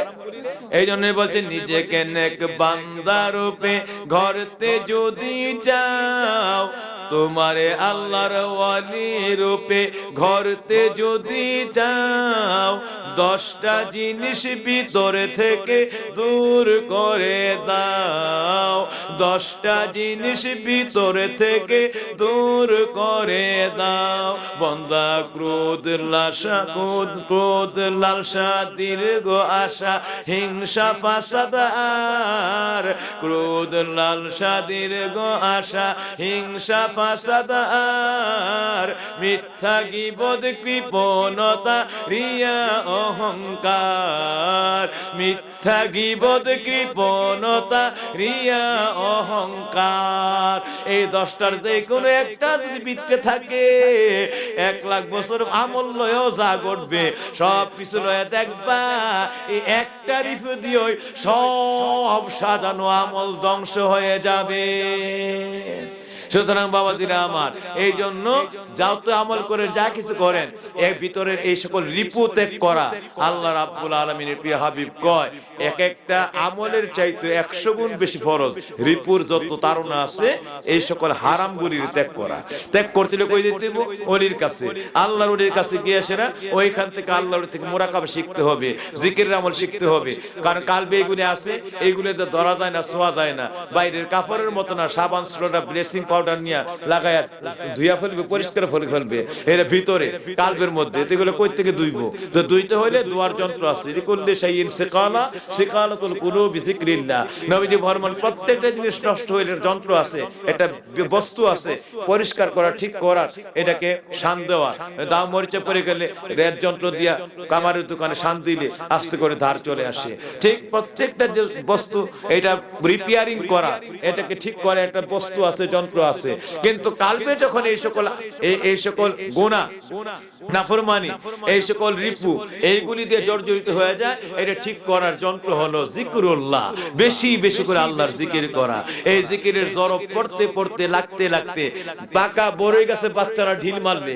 বড়ই করে যেমন ঝরঝর করে পড়তে থাকে আল্লাহ ওয়ালাদের কালবে যখন ওলি আল্লাহ নেককার বান্দারা আবেদ বান্দারা মুরিদ বান্দারা ওই সকল আল্লাহ কালবের মধ্যে ওলিদের থেকে তালিম নিয়ে জিকির শুরু করে এটা জরব লাগতে লাগতে লাগতে লাগতে এই জিকিরটাই হলো ব্লেসিং পাউডার কালবের সুডা কালবের রিডা এইভাবে কালবের ওয়াশিং পাউডার এইটা দিয়ে এই ধুইতে থাকতে কাশতে থাকলে আস্তে করে জিকিরের জরব লাইগা নবীজি ফরমান এক একটা জরবে ধাক্কায় সঙ্গে সঙ্গে কলব থেকে কোন জর্জর করে পড়ে যায় ইজা আযনাবা আবদুন ফাইনকাতু নুকতাতুন সাউদাইন মানুষ একটা গুনাহ করে কালবের মধ্যে কালো দাগ পড়ে মানুষ একটা গুনাহ করে কালবের মধ্যে একটা কালো দাগ পড়ে এইভাবে গুনার দাগ কালো দাগ পড়তে পড়তে সিয়া বর্ণ হয়ে যায় ওই জায়গায় যদি বান্দারা গভীর রজনীতে সকাল সন্ধ্যায় আল্লাহ রাব্বুল আলামিন জিকিরের মধ্যে মশগুল হয়ে যায় এই জিকিরে এটার ধাক্কা লাগতে লাগতে আস্তে করে কলবের যত গুনাহ আছে সব জর্জর করে ঝরে পড়ে যায় একদিন কলবটা পাক সাফ পবিত্র হয়ে যায় আদম গন্ধম খাইছে এই গন্ধমের রেশ গিয়ে কালবে লাগছে দোয়া কবুল হয় না আমল কবুল হয় না কিচ্ছু না 300 বছর কাটতে জিকির আজকার মুরাকাবা মুশাহাদা এরপর আমার নামের উসিলা লইছে এই উসিলার ধাক্কার জিকিরের ধাক্কা যখন কালবিকে লাগছে সঙ্গে সঙ্গে ওই গন্ধমের রেশ কাইটা আদম আলাইহিস সালামের সমস্ত 350 বছরের কান্না সমস্ত কান্না এমন ভাবে কালবের মধ্যে গিয়া সজুরে জরব লাগছে সব কালবের এই গন্ধমের যত প্রকার জড়তা আছে গন্ধমের যত প্রকার এই তাসির আছে সবগুলি ভেঙ্গে চুরমার হয়ে গেছে মুহূর্তের মধ্যে কাল পবিত্র নূরে গুলজার হয়ে গেছে পাক সাফ হয়ে গেছে ওই থেকে আদমের কলব সঙ্গে সঙ্গে সফিউল্লাহ হয়ে গেছে আদম সফিউল্লাহ পাক সাফ পবিত্র আল্লাহ বলেন আজকের থেকে বানিয়ে দিলাম তোমার সফিউল্লাহর সঙ্গে আমি আল্লাহর ওলিউল্লাহ আমার বাবাজিরা আদম ওই দিন থেকে হয়ে গেছেন সফিউল্লাহ দিয়া আমার আল্লাহর ওলিউল্লাহ আমার বাবাজিরা আদম এই পৃথিবীতে এমন এক নবী যিনি ছিলেন নবিউল্লাহ তিনি আবার কাঁদতে সফিউল্লাহ পাক সাফ পবিত্র আল্লাহর দরবারে একদম নিট এন্ড ক্লিন পবিত্র কাল তার কাল হয়ে গেছে শুধু কান্না দিয়া চোখের পানি তওবা দিয়া আর জিকির দিয়া আর সঙ্গে সঙ্গে সফিউল্লাহ দিয়াই তিনি নবিউল্লাহ ব্যক্তিটাই আল্লাহর দরবারে পৃথিবীতে সর্বপ্রথম হয়ে গেছেন কান্না দিয়া আর চোখের পানি জিকির দিয়া আমার আল্লাহর ওলিউল্লাহ এই যে আদম পৃথিবীতে এমন এক নবী যিনি আল্লাহর নবীও যিনি আল্লাহর ওলিও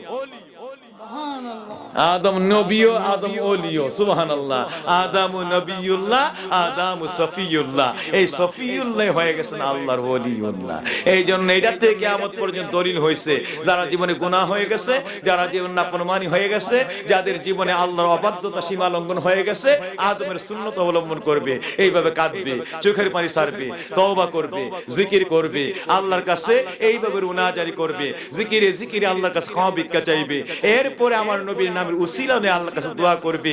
এই জিকিরে তালিমে এইভাবে তওবা তাসবিহে আর আমার নবীর নাম মুবারকের উসিলায় আল্লাহ বলেন কিয়ামত পর্যন্ত ওই উম্মতে মুহাম্মাদের কলবগুলির আমি সমস্ত গুনাহ থেকে পবিত্র বানিয়ে দিব, মানুষটার আমি সফি বানিয়ে দিব, জগতে তার আমি কিয়ামত পর্যন্ত ওলিউল্লাহ বলে কবুল করতে থাকব। সুবহানাল্লাহ, ওলিউল্লাহ বলে কবুল করতে থাকব। এই জন্য আমার আল্লাহ নবীর দরজা বন্ধ করছে ঠিক, কিন্তু আদমের কান্না দিয়া নবীর উসিলায় যে দরজা পাইছে এর সফিউল্লাহ ওলিউল্লাহ, এই দরজাটা আল্লাহ কিয়ামত পর্যন্ত মুরাকাবা জিকির আজকার তালিম হবে। জানে মানুষগুলো নাফরমানি করবে, গুনাহ হয়ে যাবে, এই জন্য আবার তওবা দরজা খোলা রাখছে। আদমের মতো জিকির করো, তওবা করো, কান্নাকাটি করো, আমি আল্লাহর দরবারে একবার তুমি আমি আল্লাহর দরবারে একাকার হয়ে আমি আল্লাহর কাছে রুজু হয়ে যাও। আমার নবীর নামের উসিলা লয়া আমার কাছে রহমত আর মাগফিরাত, আমি আল্লাহর খাস দয়া মাগফিরাতের দরজা তালাশ করো। এই নামের উসিলা লইতে পারলে জিকিরে আমলে তালিমে চোখের পানিতে কসম আল্লাহ বান্দারে এই নামের উসিলা লইতে দেরি হবে, কিয়ামত পর্যন্ত তুমি গুনাহগারটারও ক্ষমা করতে আমি আল্লাহর দেরি হবে।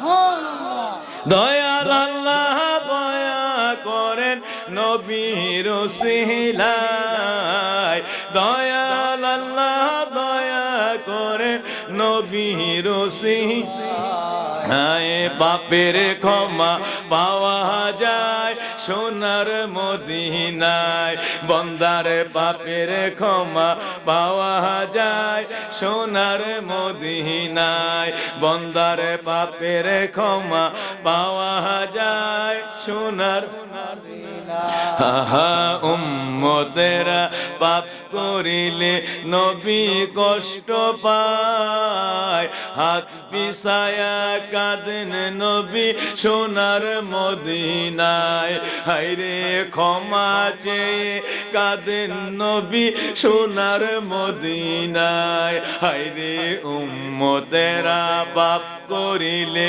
নবী কষ্ট পায়, ক্ষমা চেয়ে নূরের নবী কাঁদেন মদিনায়, আহা ক্ষমা চেয়ে দয়াল নবী কাঁদেন মদিনায়, বান্দা নবী ছাড়া ত্রিভুবনে যাবি রে কোথায়, এমন দয়াল ছাড়া ত্রিভুবনে যাবি রে কোথায়, পাপের ক্ষমা পাওয়া যায় সোনার মদিনায়, তোদের পাপের ক্ষমা পাওয়া যায় সোনার মদিনায়, বন্দার পাপের ক্ষমা পাওয়া যায় সোনার মদিনায়, ও ভাই দয়াল আল্লাহ দয়া করেন নবীর উসিলায়, আমার দয়াল আল্লাহ দয়া করেন নবীর উসিলায়, পাপের ক্ষমা পাওয়া যায় সোনার মদিনায়, বন্দার পাপের ক্ষমা পাওয়া যায় সোনার মদিনায়, বলুন পাপের ক্ষমা পাওয়া যায় সোনার মদিনায়, সকলে বলি মারহাবা আর বলি আমিন।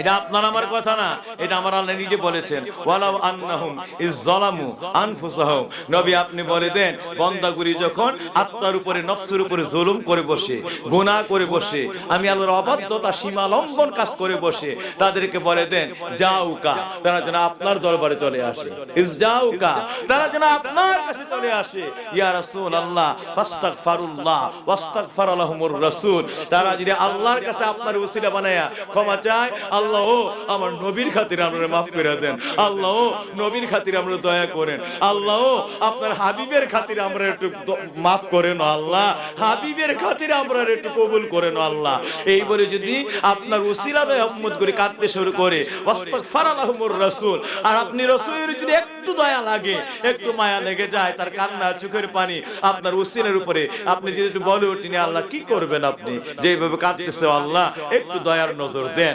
আপনি যদি একটু মাত্র সুনজর আপনার হয়ে যায়, একটু মাত্র যদি গুনাহগারের দিকে আপনার মনটা গলে যায়, আপনি বলে দেন লাওয়াজাদাল্লাহু তাওয়াবার রাহিমা, আমি আল্লাহ লয়া গুনাহগারের টেনশন নাই, আমি আল্লাহ সমস্ত জীবনের গুনাহ ক্ষমা করে ক্ষমাশীল হয়ে ক্ষমা লয়া গুনাহগার বান্দার শিয়রের মধ্যে হাজির হয়ে সুবহানাল্লাহ, ক্ষমাশীল হয়ে আমি গুনাহগার বান্দার শিয়রের মধ্যে হাজির হয়ে যায়। সুতরাং বলেন গুনাহগার বান্দার ওই সময় আর কোনো টেনশন যদি খালি আপনি রাজি হয়ে যান, সুবহানাল্লাহ। এইজন্যই পাপের ক্ষমা পাওয়া যায় সোনার মদিনায়, বলুন পাপের ক্ষমা পাওয়া যায় সোনার আয়া উম্মতেরা পাপ করিলে নবী কষ্ট পায়, হাত পিছায়া কাঁদেন নবী সোনার মদিনায়, হায়রে হাত পিছায়া কাঁদেন নবী সোনার মদিনায়, ক্ষমা চেয়ে কাঁদেন নবী সোনার মদিনায়, বান্দাইয়া মনে নবী ছাড়া ত্রিভুবনে যাবি রে কোথায়, এমন দয়াল ছাড়া ত্রিভুবনে যাবি রে কোথায়, পাপের ক্ষমা পাওয়া যায় সোনার মদিনায়, তোদের পাপের ক্ষমা পাওয়া যায় সোনার মদিনায়, তোদের পাপের ক্ষমা পাওয়া যায় সোনার, সবাই কোন পাপের ক্ষমা পাওয়া যায় সোনার মদিনায়, আহা পাপের ক্ষমা পাওয়া যায় সোনার মদিনায়, বলেন দয়াল আল্লাহ দয়া করেন নবীর উসিলায়, আহা দয়াল আল্লাহ দয়া করেন নবীর উসিলায়, পাপের ক্ষমা পাওয়া যায় সোনার মদিনায়, আমরার পাপের ক্ষমা পাওয়া যায় সোনার মদিনায়, আহা পাপের ক্ষমা পাওয়া যায় সোনার মদিনায়। আমার বাবাজিরা, যদি আদমের আমার নবী সারা মুক্তির ব্যবস্থা হইতো, জান্নাতে যেই তওবা করছে তখনই কবুল হয়ে যেত। এই জান্নাতের মধ্যে আদম দীর্ঘদিন আল্লাহর কদমে মতান্তরে 29 দিন, মতান্তরে 39 দিন, মতান্তরে 40 দিন জান্নাতের জমিন লুটায় পড়ে কাঁদছে, কিন্তু আমার নবীর নামের উসিলা নাই, এটা মন নাই, তওবা কবুল হয় না। এরপর আল্লাহ দুনিয়াতে পাঠাই দেন ইহবিতু মিনহা জামিয়া, নেমে যাও, এখানে আর থাকার অধিকার নাই, আর সুযোগ দেওয়া যাবে না জান্নাত। সুযোগের টাইম শেষ, 29 পার হয়েছে, 30 পার হয়েছে, 40 পার হয়েছে, সুযোগ দিছিলাম, সুযোগটা কি আমার নবীর নাম নিয়ে একটু মুখে নেই, কিন্তু আদম বুইলা রইছে। তাফসীরের মধ্যে আসছে মিয়া 29 মতান্তরে 30 মতান্তরে 39, 40 দিনের দিনে আল্লাহ জবান খুলে ফেলছেন, আদম ইহবিতু মিনহা জামিয়া, আর একটা সেকেন্ড আমার জান্নাতে থাকার কোনো ক্ষমতা, নেমে যাও, তাড়াতাড়ি করে তুমি নামো। এই হযরত আদম হাওয়াকে আল্লাহ যখন নামায়ে দেন, তারপর আমার আল্লাহ কয় না চলবে না, আমার একটা হুকুম আছে। কি হুকুম? আমার আল্লাহ বলেন কাজ করো, এই মুহূর্তে তোমরা এই নামো, নামার পরে এটা আবার তাফসীর করতে সময় লাগবে, একটা পাথর দিলেন, বললেন হাওয়ার পিছের দিকে আদমের পিঠ থাকবে আর আদমের পিঠের দিকে হাওয়ার পিঠ থাকবে, দুইজনের মুখোমুখি নয়, দুইজনের পিঠাপিঠি হয়ে দাঁড়াবে। বুঝতে পারছেন? পাথরটা দিয়ে আল্লাহ বলছে দুইজনের পিঠের দিকে হয়ে দাঁড়াবে, কিন্তু শর্ত এই যে জান্নাত থেকে সপ্ত আসমান থেকে, সপ্ত আসমানের পরে সকল আসমান থেকে এই পাথরটার নামবে নিচের দিকে তোমাদেরকে নিয়ে, একজন আরেকজনের পিঠের মধ্যে কোনো ঘষা খাওয়া যাবে না, সাবধান বাণী করে দিলাম, দিলেই কিন্তু মহা বিপদ হয়ে যাবে। আমার আল্লাহ কি হুকুমটা দিচ্ছে দেখেন, কত কঠিন পরীক্ষা, দিলেই কিন্তু মহা বিপদ হয়ে যাবে, তোদের জন্য আমি আর বলে দিলাম। এইজন্য সাবধান, একজনের পিঠ কিন্তু দূরত্ব থাকবে, একজনের পিঠ থেকে আরেকজনের পিঠ আধ হাত, মতান্তরে 10 আঙ্গুল, মতান্তরে আর একটু কম বেশি, তাফসিরে আসছে এতটুক দূরত্বে থাকবে, একজন এই দিকে আর একজন ওই দিকে, পিঠা পিঠি হয়ে একজন আরেকজন মুখামুখি হওয়া যাবে না, ওইভাবে গিয়ে পাথরের উপর দাঁড়াও।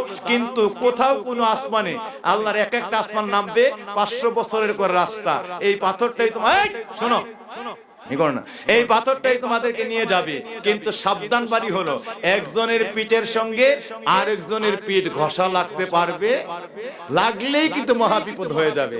কিন্তু আমার বাবুজিরা সপ্ত আসমান ঠিক ছিল, ষষ্ঠ আসমানও ঠিক ছিল, এবারে পঞ্চম, চতুর্থ, তৃতীয়, দ্বিতীয় এবং প্রথম আসমানগুলি ঠিক ছিল।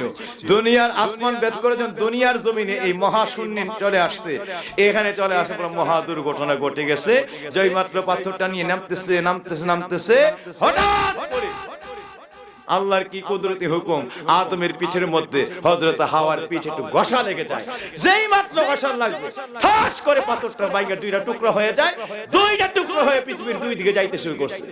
এবার এক টুকরার মধ্যে আদম দাঁড়ানো, আর এক টুকরার মধ্যে হাওয়া দাঁড়ানো, এই যাইতেছে এক টুকরা গিয়া মহাবিপদ, হাওয়ার কাছে আদম নাই, আদমের কাছে হাওয়া নাই। এক টুকরা গিয়া পড়ছে সেই জেদ্দা দেশের মধ্যে আরবে, আর এক টুকরা এসে পড়ছে এই ছিটকে ভেঙ্গে এই শ্রীলঙ্কার শরণ দ্বীপের উপরে। এই আদম থেকে হাওয়া আলাদা হয়ে যায় ওই পাথর ভাঙার কারণে। এগুলো ওয়াজ না মিয়া, এগুলো ইমানি আমল, ইমানি শিক্ষাই বলি। এগুলি শিক্ষা সারে মনে রাখেন। এই পাথরের টুকরাই আশ্চর্য হয়ে যায়, এইটা যে নিয়ে আসছে জান্নাতে একটা দুর্ঘটনা ঘটছিল পাথরের, বললে অনেক সময় চলে যাবে। সেই পাথরে আল্লাহ রাব্বুল আলামিন টুকরো টুকরো একটা হুকুম দিয়েছেন, তাদেরকে নিয়ে আসতে হবে। এক দ্বিতীয় নাম্বারে ওই জান্নাতে একটা ভুল হয়েছিল, 5টা বস্তু নেমে আসছিল আদমের সঙ্গে, এর মধ্যে এই টুকরোটাই আল্লাহ হুকুম করছে, এটা কাঁদতেছিল পরে হুকুম তাদেরকে নিয়ে আসতে হবে। তৃতীয় হুকুম উম্মতে মুহাম্মদের সব গুনাহকে নিয়ে তো টেনে আনতে হবে। যখন গুনাহগার বান্দাগুলি গুনাহ করবে, তুই অপরাধ কেন করলি, তখন আল্লাহ বলছে, আল্লাহর কাছে বলছে ফাইনাল জাহান্নামে, চির জাহান্নামে ঢুকতে হবে তো, আর নাইলে তুই তাদের গুনাহ টানতে হবে। তখন বলছে আল্লাহ কেমনে আমি সবার কাছে যাইতে পারবো, চিনি কোস্তার এক জায়গায় দাঁড় করাই দিল। তখন ওই পাথরকে আল্লাহ একত্রিত করে কাবা শরীফের কিনারে বসায় দেন হাজারে আসওয়াদ। ওই পাথরই মানুষকে এখন চুমা খায়, এইটাই মানুষের গুনাহ টানতে থাকে। অপরাধ ছিল কেন জান্নাতে ওই অপরাধটা করেছিল। আমার বাবাজিরা এরও আশ্চর্য ব্যাখ্যা আছে, ওই দিকে আমি গেলাম না, সংক্ষিপ্ত ইশারা দিয়ে গেলাম। এই পাথর ভেঙে যায়, ভেঙে যাওয়ার কারণে হাওয়া এখান থেকে বিচ্ছিন্ন হয়ে যায়, চলে যায় সেই জাদ্দা দেশের মধ্যে। আদম বিচ্ছিন্ন হয়ে যায়, তখন আইসা পরে শরণদ্বীপের মধ্যে।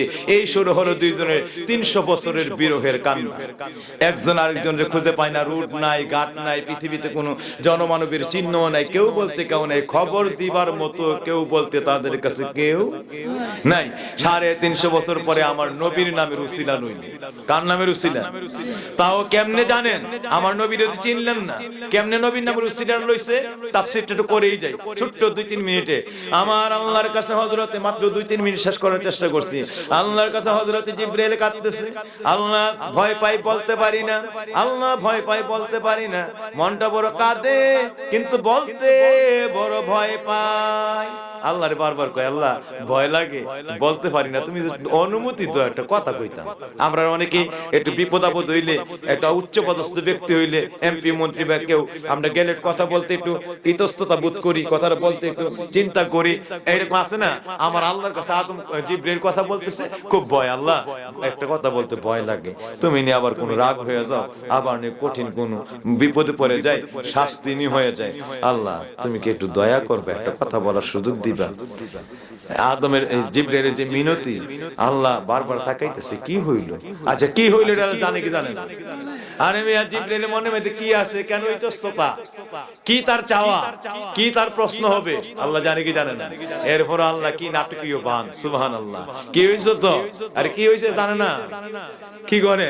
এরপর না যদি দুইজনের মনে রাখিয়া দিত, এখানে সীমাবদ্ধ, আমরা জানতাম না, মাঝখান থেকে নাটকটা করছে, বলা বলি করছে, যার কারণে হাদিস আইছে আমরা পর্যন্ত পড়ছে, আমরা জানার ব্যবস্থা। সুবহানাল্লাহ, আল্লাহ কি কি কইছে তোর এত ইতস্ততা? আল্লাহ বেচারা আদম, আল্লাহ বললে বললেন রাগ হোক কেন, আজকে যা রাগ হইতাম না বল।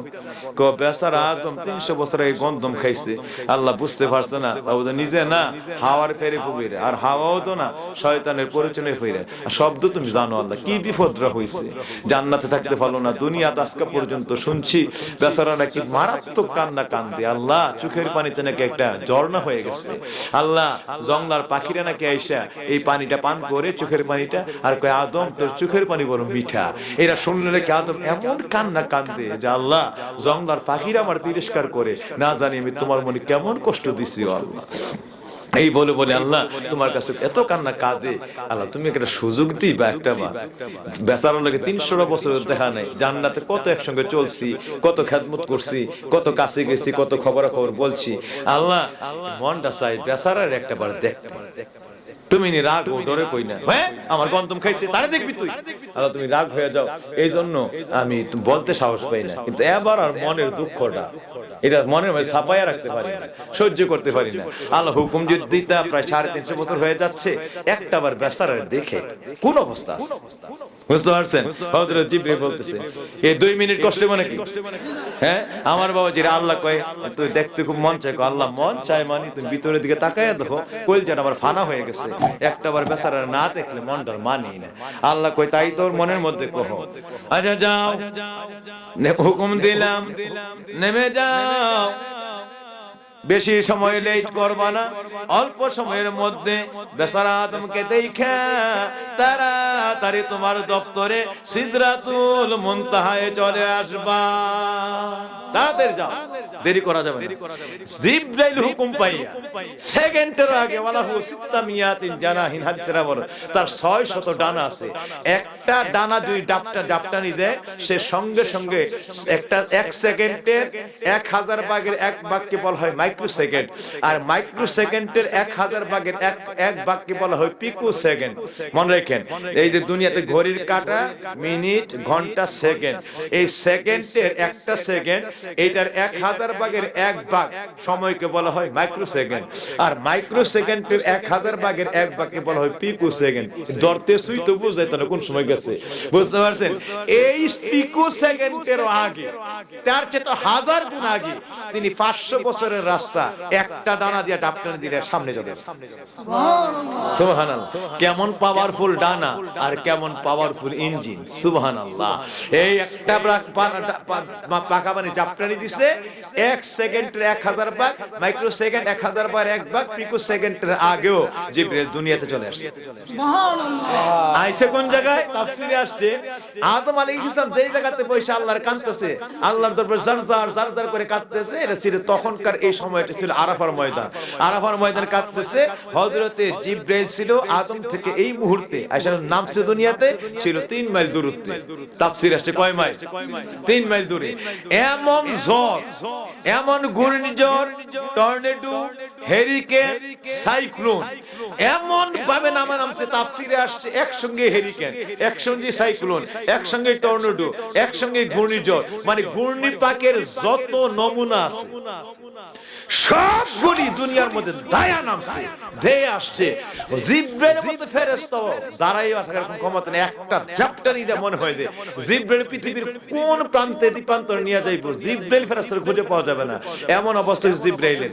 আদমের কাছে যাওয়া তো দূরের কথা, আদম জিবরাইল অস্তিত্ব দুনিয়াতে খুঁজে পাওয়া যাবে না, এমন অবস্থা জিবরাইল হয়ে গেছে।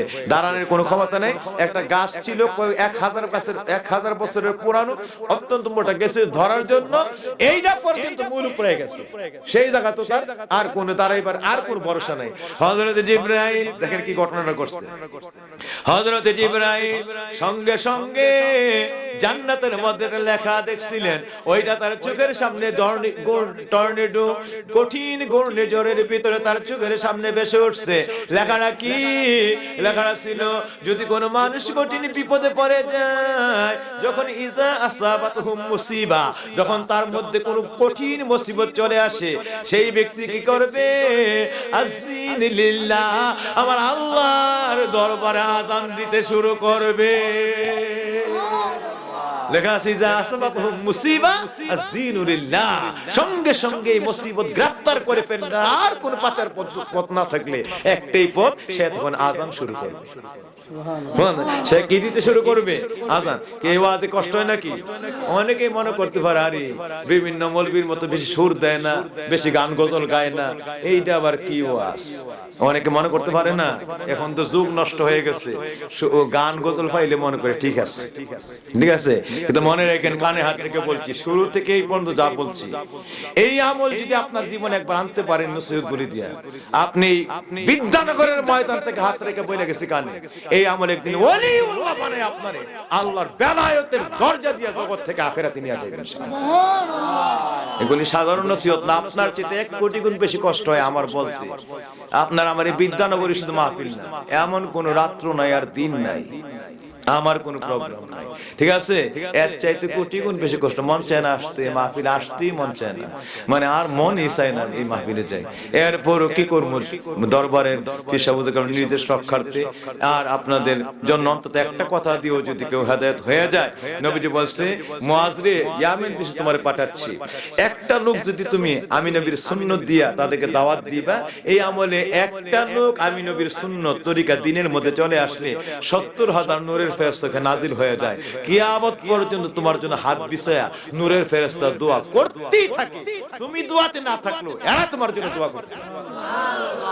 এই হলো উদ্দেশ্য, আর কোনো উদ্দেশ্য নেই, আর কোনো উদ্দেশ্য নাই। আল্লাহ কবুল করুক, একটা লোক ওই জন্য এখান থেকে বেলায়েতের ওলি বানায়, আর একটা নয়, আমি আজকাল মাহফিলে চাই সবগুলি লোকরে আল্লাহ বেলায়েতের ওলি বানায় দেয়। আল্লাহ দিলে কার কম পড়বে? আমার কম পড়বে। আল্লাহু আকবার। আল্লাহ যেন সকলের কবুল করেন, সবাই বলি আমি। তো মনে আছে জিবরাইলের কথা, বাবাজিরা আমার কি বলতে, ইজা আসাবাতহুম মুসিবা আযীনু লিল্লাহ, যে এই ব্যক্তি কঠিন বিপদে, ঘোর মুসিবতে, ঘূর্ণিঝড় টর্নেডোতে গ্রেফতার হয়ে যাবে, তার জন্য ওই সময় সুন্নত হলো ওই ব্যক্তিরা তখন আযান শুরু করবে। হযরত জিবরাইল আল্লাহু আকবার আল্লাহু আকবার বলে আযান দিতে শুরু করলো। বাপজি রে, যেই মাত্র জিবরাইল আযান দিতে শুরু করলো, এই আযান দেওয়ার পরে আল্লাহু আকবার শব্দটা বললে সঙ্গে সঙ্গে ঘূর্ণিঝড় টর্নেডোর এই পাওয়ারটা আস্তে আস্তে করে কমে উঠলো। যেই মাত্র আশহাদু আন্না মুহাম্মাদুর রাসূলুল্লাহ বললে, সঙ্গে সঙ্গে আযানের ভিতরেই তাকায় দেখেন, মনে হয় যেন আগুনের মধ্যে পানি ঢেলে দিয়েছে। সমস্ত ঘূর্ণিঝড় টর্নেডো হারিকেন সাইক্লোন সেকেন্ডের মধ্যে জমিন থেকে উধাও হয়ে যায়। নারে তাকবীর, নারে রিসালাত, আল্লাহু আকবার। সেকেন্ডের মধ্যে সকল ঘূর্ণিঝড় মনে হয় যে পুরা পৃথিবীটা শান্তির আবাসে একদম ভরপুর হয়ে গেছে। সুবহানাল্লাহ। এর থেকেই তাফসিরে আসছে, হাদিসের মধ্যে আসছে, নবীজি বলেন তোমরা যখন কোনো ঘূর্ণিঝড় টর্নেডো হারিকেন সাইক্লোন এইরকম বিপদের মধ্যে পড়ে যাও, তখন তোমরা ওই জায়গায় আযান দাও। ওয়া হাযা সুন্নাতু জিবরাইল, এটা হলো শুধু সুন্নাত না, এটা জিবরাইলের সুন্নাত। এটা কার সুন্নত? শুধু সুন্নত না, এটা জিবরাইলের সুন্নত। সর্বপ্রথম এই সুন্নতের আমলটা জিবরাইল করেছে। সুবহানাল্লাহ। তাইলে এই আমলটা আজকে থেকে মনে থাকবে তো ইনশাআল্লাহ। এই এলাকায় হয় না, জল উচ্ছ্বাস হয় না, গত বছরে তো বিরাট বড় মুহূর্তের মধ্যে বাদ ভাঙ্গা সব কিছু মুহূর্তের সকাল বেলায় মনে হয়েছে আগের দিন রাত্রে ভালো, এক রাত্রের মধ্যে মনে যে কিয়ামত, পানি এটা নিয়ে বসে ঘের মের সব ভাঙ্গা গজব হয়েছে। ঠিক না বে? ঠিক। আল্লাহ দিলে গজব ডাললে কয় মিনিট লাগবে? একেবারে জীবনের বিছনাটারে পর্যন্ত হারাম করে ছাড়িয়ে দিতে পারে। ঠিক না বে? ঠিক। আল্লাহর পাওয়ার এত বেশি। সুবহানাল্লাহ। আল্লাহ যেন আমাদের রক্ষা করেন, সবাই বলি আমি। আল্লাহ যেন রক্ষা করে, সবাই বলি আমি। তো জিবরাইল কোন জায়গায় আযান দিতেছিলেন? ওই যে আযান আশহাদু আন্না মুহাম্মাদুর রাসূলুল্লাহ, 3 মাইল দূর থেকে এই শব্দটা একটা বাতাসের ঝটকায় 3 মাইল দূরে আরাফাতের ময়দানে নবী আদমের কানের মধ্যে গিয়ে আওয়াজটা বাড়ি। সুবহানাল্লাহ। নবী আদমের কানের মধ্যে কান্না অবস্থায় তিনি কাঁদতেছে, ওই কান্নার মধ্যে জিবরাইলের আযানের আশহাদু আন্না মুহাম্মাদুর রাসূলুল্লাহ ধ্বনিটা গিয়ে এই কানের মধ্যে ঝটকা বাতাসের মধ্যে ওনার কানের মধ্যে স্পর্শ করে কান ভেদ করে অন্তঃকরণের মধ্যে ঢুকিয়া যায়। সঙ্গে সঙ্গে যে হযরত আদম সচেতন হয়ে যায়, হোয়াট ইজ দিস? কোত্থেকে আসলো, কি হইলো, এটা কি? এই বাড়ি আবার কোত্থেকে আসলো? জান্নাতে দেখছিলাম, মাকতুবুন ফিল জান্নাহ ওয়ারাইল জান্নাহ বাবুল জান্নাহ ফি গুরফাতিল জান্নাহ। আদম বলতেছে আরে এই নামটা আমি দেখছিলাম আল্লাহর জান্নাতের গেটের মধ্যে, বাবুল জান্নাহ, আল্লাহর জান্নাতের পবিত্র রুমে রুমে, এবং ওয়ারকাতুল জান্নাহ, জান্নাতের সকল গাছের পাতা পত্র পল্লবের মধ্যে, ডালপালার মধ্যে এই নামটাই আমি দেখছিলাম। জান্নাত থেকে নজর করে একদিন আল্লাহর কুরসির মধ্যে এই নামটা দেখা দেখছিলাম। আরে আরে আরে এই নাম কোথেকে আসলো হঠাৎ করে আজকে? আমি তো 300 বছর 350 বছর এই নাম ভুলে গেলাম। আমি এই নাম নিয়ে একদিনও তো আল্লাহর কাছে কিছু বলি নাই। আল্লাহর সঙ্গে যেই নামটা বসা, নিশ্চয়ই তিনি আল্লাহর হাবিব ছাড়া কেউ নয়, নিশ্চয়ই আল্লাহর প্রিয় বন্ধু, নিশ্চয়ই আল্লাহর মাহবুব। আর আমি করলাম কি? আমি হয়তো সবই তো আল্লাহর কাছে বলছি, একটা এই নামটা ছাড়া কত রঙের উসিলা, কত বাহানা লইলাম, কোনো তো কবুল হয় না। তওবা তো কম করলাম না, জীবনের কম চোখের পানি ফেলে কাঁদলাম না, জান্নাতেই কাঁদলাম 40 দিন পর্যন্ত, তাও ক্ষমার দরজা হয় নাই। আরে আরে আমি করলাম কি? আমি কেন এতদিন পর্যন্ত এই নাম ভুলে লইলাম?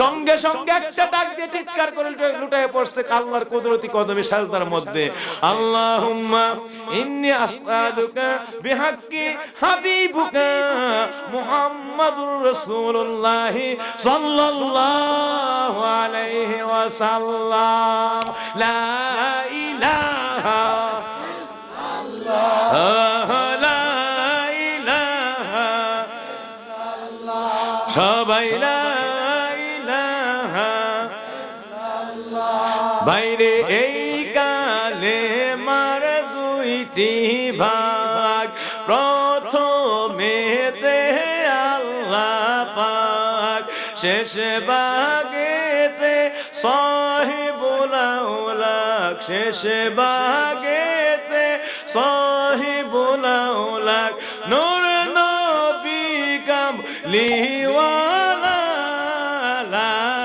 ইলাহা লা লা ইলাহা ইল্লাল্লাহ, লা ইলাহা ইল্লাল্লাহ, লা ইলাহা ইল্লাল্লাহ মুহাম্মাদুর রাসূলুল্লাহ সাল্লাল্লাহু আলাইহি ওয়াসাল্লাম। আমার বাবাজিরা, নবী আদম এই আমার নবীর নাম মুবারক নিয়ে চিৎকার করে সাজদার মধ্যে লুটায় পড়ছে, আল্লাহ গো তোমার কাছে 300 বছর, আল্লাহ 350 বছরের সমস্ত কান্না, সমস্ত কিছু যা আছে তোমার কাছে সামনে লয়া, আল্লাহ যে নামটা তোমার কাছে আরশে দেখছি, জান্নাতে দেখছি, জান্নাতের গেটে দেখছি, জান্নাতের পবিত্র রুমে রুমে দেখছি, আল্লাহ ওই নাম মুবারক নিশ্চয়ই তোমার হাবিব, নিশ্চয়ই তোমার প্রিয় বন্ধু, নিশ্চয়ই তোমার প্রিয়, নিশ্চয়ই তোমার আল্লাহ একনিষ্ঠ তোমার প্রিয় অন্তরঙ্গ প্রিয়জন। আল্লাহ তোমার ওই প্রিয় হাবিবুল্লাহর উসিলা দিয়া, তোমার হাবিবের উসিলা দিয়ে ভিক্ষা চাই। আল্লাহ গন্ধমের অপরাধ, গন্ধমের বদনাম, আল্লাহ এই নাফরমানি, আল্লাহ তোমার কাছে ভিক্ষা চাই। এই মুহূর্তে তোমার প্রিয় বন্ধুর খাতিরে আমার দিকে তুমি রহমতের দয়ার নজর দিয়ে তাকাও। আমার গন্ধমের অপরাধ, আমার গন্ধমের অপরাধের সাজদার মধ্যে তোমার এই বন্ধু, তোমার প্রিয় হাবিবের উসিলায় মাফ করে দাও। আল্লাহু আকবার। এই ডাকটা দিতে দেরি হয়েছে, কিতাবের মধ্যে আসছে সঙ্গে সঙ্গে আমার আল্লাহর 99টা, আমার আল্লাহর 99টা মাগফিরাতের সাগরের মধ্যে তুফান শুরু হয়ে গেছে। যেই তুফান ছিল তখন দুনিয়ায়, এবার এই তুফান শুরু হয়েছে মাগফিরাতের সাগরের মধ্যে। আল্লাহর আরশে মুআল্লা, একটা দুইটা না, আল্লাহর চিন্তা একটা জজবা শুরু হয়ে গেছে, জজবা শুরু হয়ে গেছে। আমার আল্লাহ 99টা মায়ার নজর দিয়া আরাফাতের জমিনে আল্লাহ আদমের দিকে তাকাইছে। সঙ্গে সঙ্গে আরশ থেকে আওয়াজ হয়ে যায়, ইয়া আদম ইরফা রাসাক, আদমরে মাথা মুবারক ওঠা, আমি আল্লাহ আর সহ্য করতে পারি না, আমার মধ্যে মাগফিরাতের তুফান শুরু হয়ে গেছে, আমার মধ্যে মুহূর্তে জজবা শুরু হয়ে গেছে। কার নাম লইলি রে আদম, এমন সময় তুই কার নাম লইলি? এই নাম লইলে আমি আল্লাহ কোনদিন আমার অন্তরে গুসা রাখতে পারি না, কোন দিন আমার অন্তরে কোন রাগ কষ্ট গুসা রাখতে পারি না রে। কেমন নাম লইলি? লইলেই নাম আমার অন্তর মায়া মোহাব্বত দয়ায় বিগলিত হয়ে যায় রে আদম।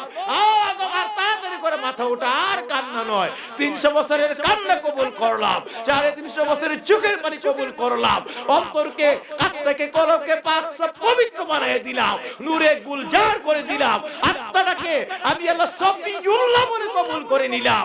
ও আদম এই মুহূর্তে তোর সারা জীবনের কান্না তওবা কবুল করে আমি আল্লাহ আমার প্রিয় বন্ধু আমার হাবিবের খাতিরে কিয়ামত পর্যন্ত তোকে আবার নবীর দরজা ফিরাইয়া দিলাম, সঙ্গে সারা পৃথিবীর মানুষের জন্য আমি আল্লাহ তোর এই মুহূর্তে ওলিউল্লাহ বলে কবুল করে। আল্লাহু আকবার। সারা পৃথিবীর জন্য তোরা আমার পৃথিবীর প্রথম ওলিউল্লাহ বলে কবুল করে নিলাম। এই নামে শুধু নবিউল্লাহ নয়, এই নামের খাতিরে আজকে থেকে তুই সফিউল্লাহ, এই নামের তো উসিলায় আজকে থেকে সারা পৃথিবীতে তুমি আদমই হয়ে গেলা, সারা পৃথিবীর ওলিউল্লাহ। সুবহানাল্লাহ। আমার বাবাজিরা শুধুমাত্র আমার নবীর নাম মুবারকের উসিলায় এতদিন নাম নেয় নাই, দোয়া কবুল হয় নাই, এতদিন নাম মানে নাই, দোয়া কবুল হয় নাই। ওই হযরতে জিবরিল আসছে, ঘূর্ণিঝড় শুরু হয়ে গেছে, আজান শুরু হয়ে গেছে, আজানের আশহাদু আন্না মুহাম্মাদুর রাসূলুল্লাহ এই ধ্বনি 3 মাইল দূর থেকে বাতাসের ঝাক্কায় হযরত আদমের কানের মধ্যে লাগছে। এই শুরু হইল তওবার মধ্যে আমার নবীর নামের উসিলা। সুবহানাল্লাহ।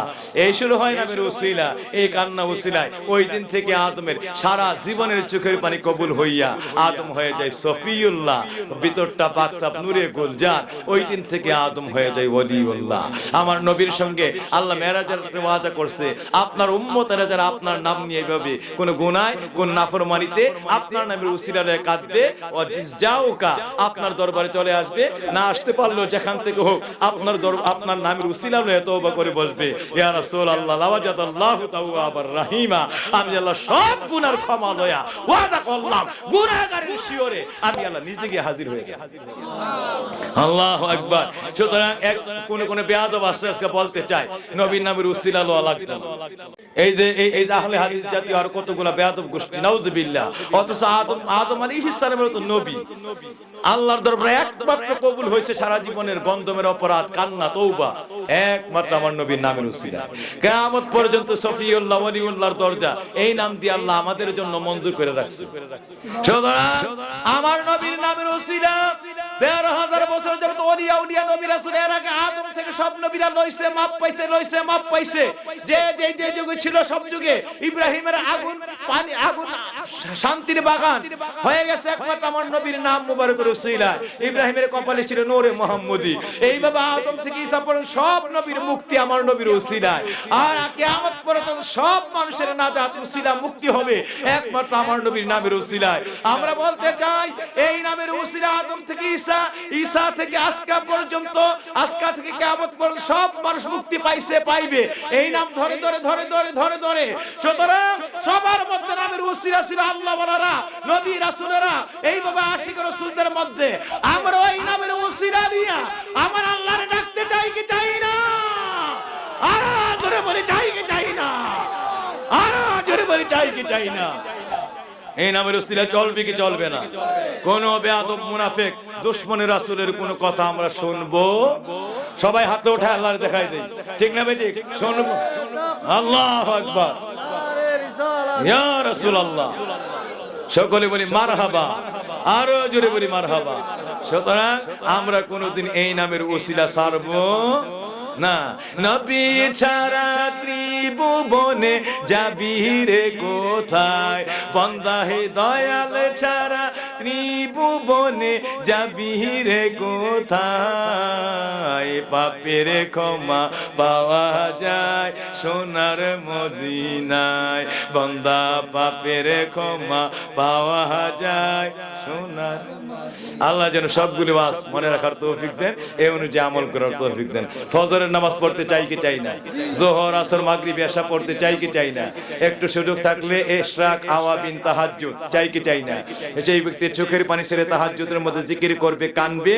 নবী ফরমান আরশের ছায়াতলে স্বর্ণের কুরসির মধ্যে আল্লাহ বসার বান্দাকে বসার ব্যবস্থা করবে।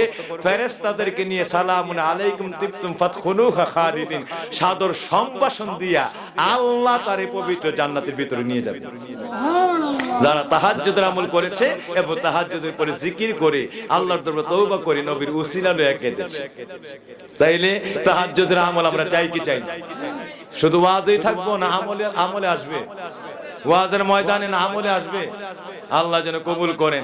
আজকার বলতে পারলাম না, টর্চ লাইট টিপ দেওয়ার পরে ওই জায়গাতে কাবা ঘরের দেওয়াল গাড়ার পরে যখন জান্নাতের মাটিটা দিল, এরপরে কি ঘটনা ঘটলো, সারা পৃথিবীতে কি হইলো, কেমনে পৃথিবীর মাটি তৈরি হইলো, এই ইতিহাস আর আমি ওয়াজটা করতে পারলাম না, টাইম কম, ইনশাআল্লাহ পরে আরেকদিন আসলে এই বিষয়ে ওয়াজ করব। 11টায় আমার দোয়া করা নসিহত করার কথা ছিল সতরা দরবার শরীফে, মানে সতরা গ্রামে সতরা শরীফে, কিন্তু নসিবের ফেরায় আমাকে বলছে 15-9টায় মাইক ধরতে হবে, সর্বোচ্চ 9টা। আমি এর আশেপাশে পড়ছি, শুনতেছি আবার এখন ইয়া হবে, এই মাহফিলে একটা কানেকশন হবে। তো আমি এটা একটা সুযোগ দিছি, যার কারণে সুযোগ দিতে গিয়া 11টায় দোয়া করার কথা থাকলো, এখন 12:15 বাজে, মানে 12 মিনিট কম 12টা বাজে বিদ্যানগরী। আর আমি কোন সময় সতরা শরীফের নসিহত করে দোয়া করে এরপর আমাকে কয়েক মিনিট দোয়া করে তাড়াতাড়ি এখান থেকে আমার যেতে হবে এখানে। বাবা জিরা আমার সবাই দোয়া করবেন, আল্লাহ যেন আমাদেরকে নিরাপদে পৌঁছার তৌফিক দেন।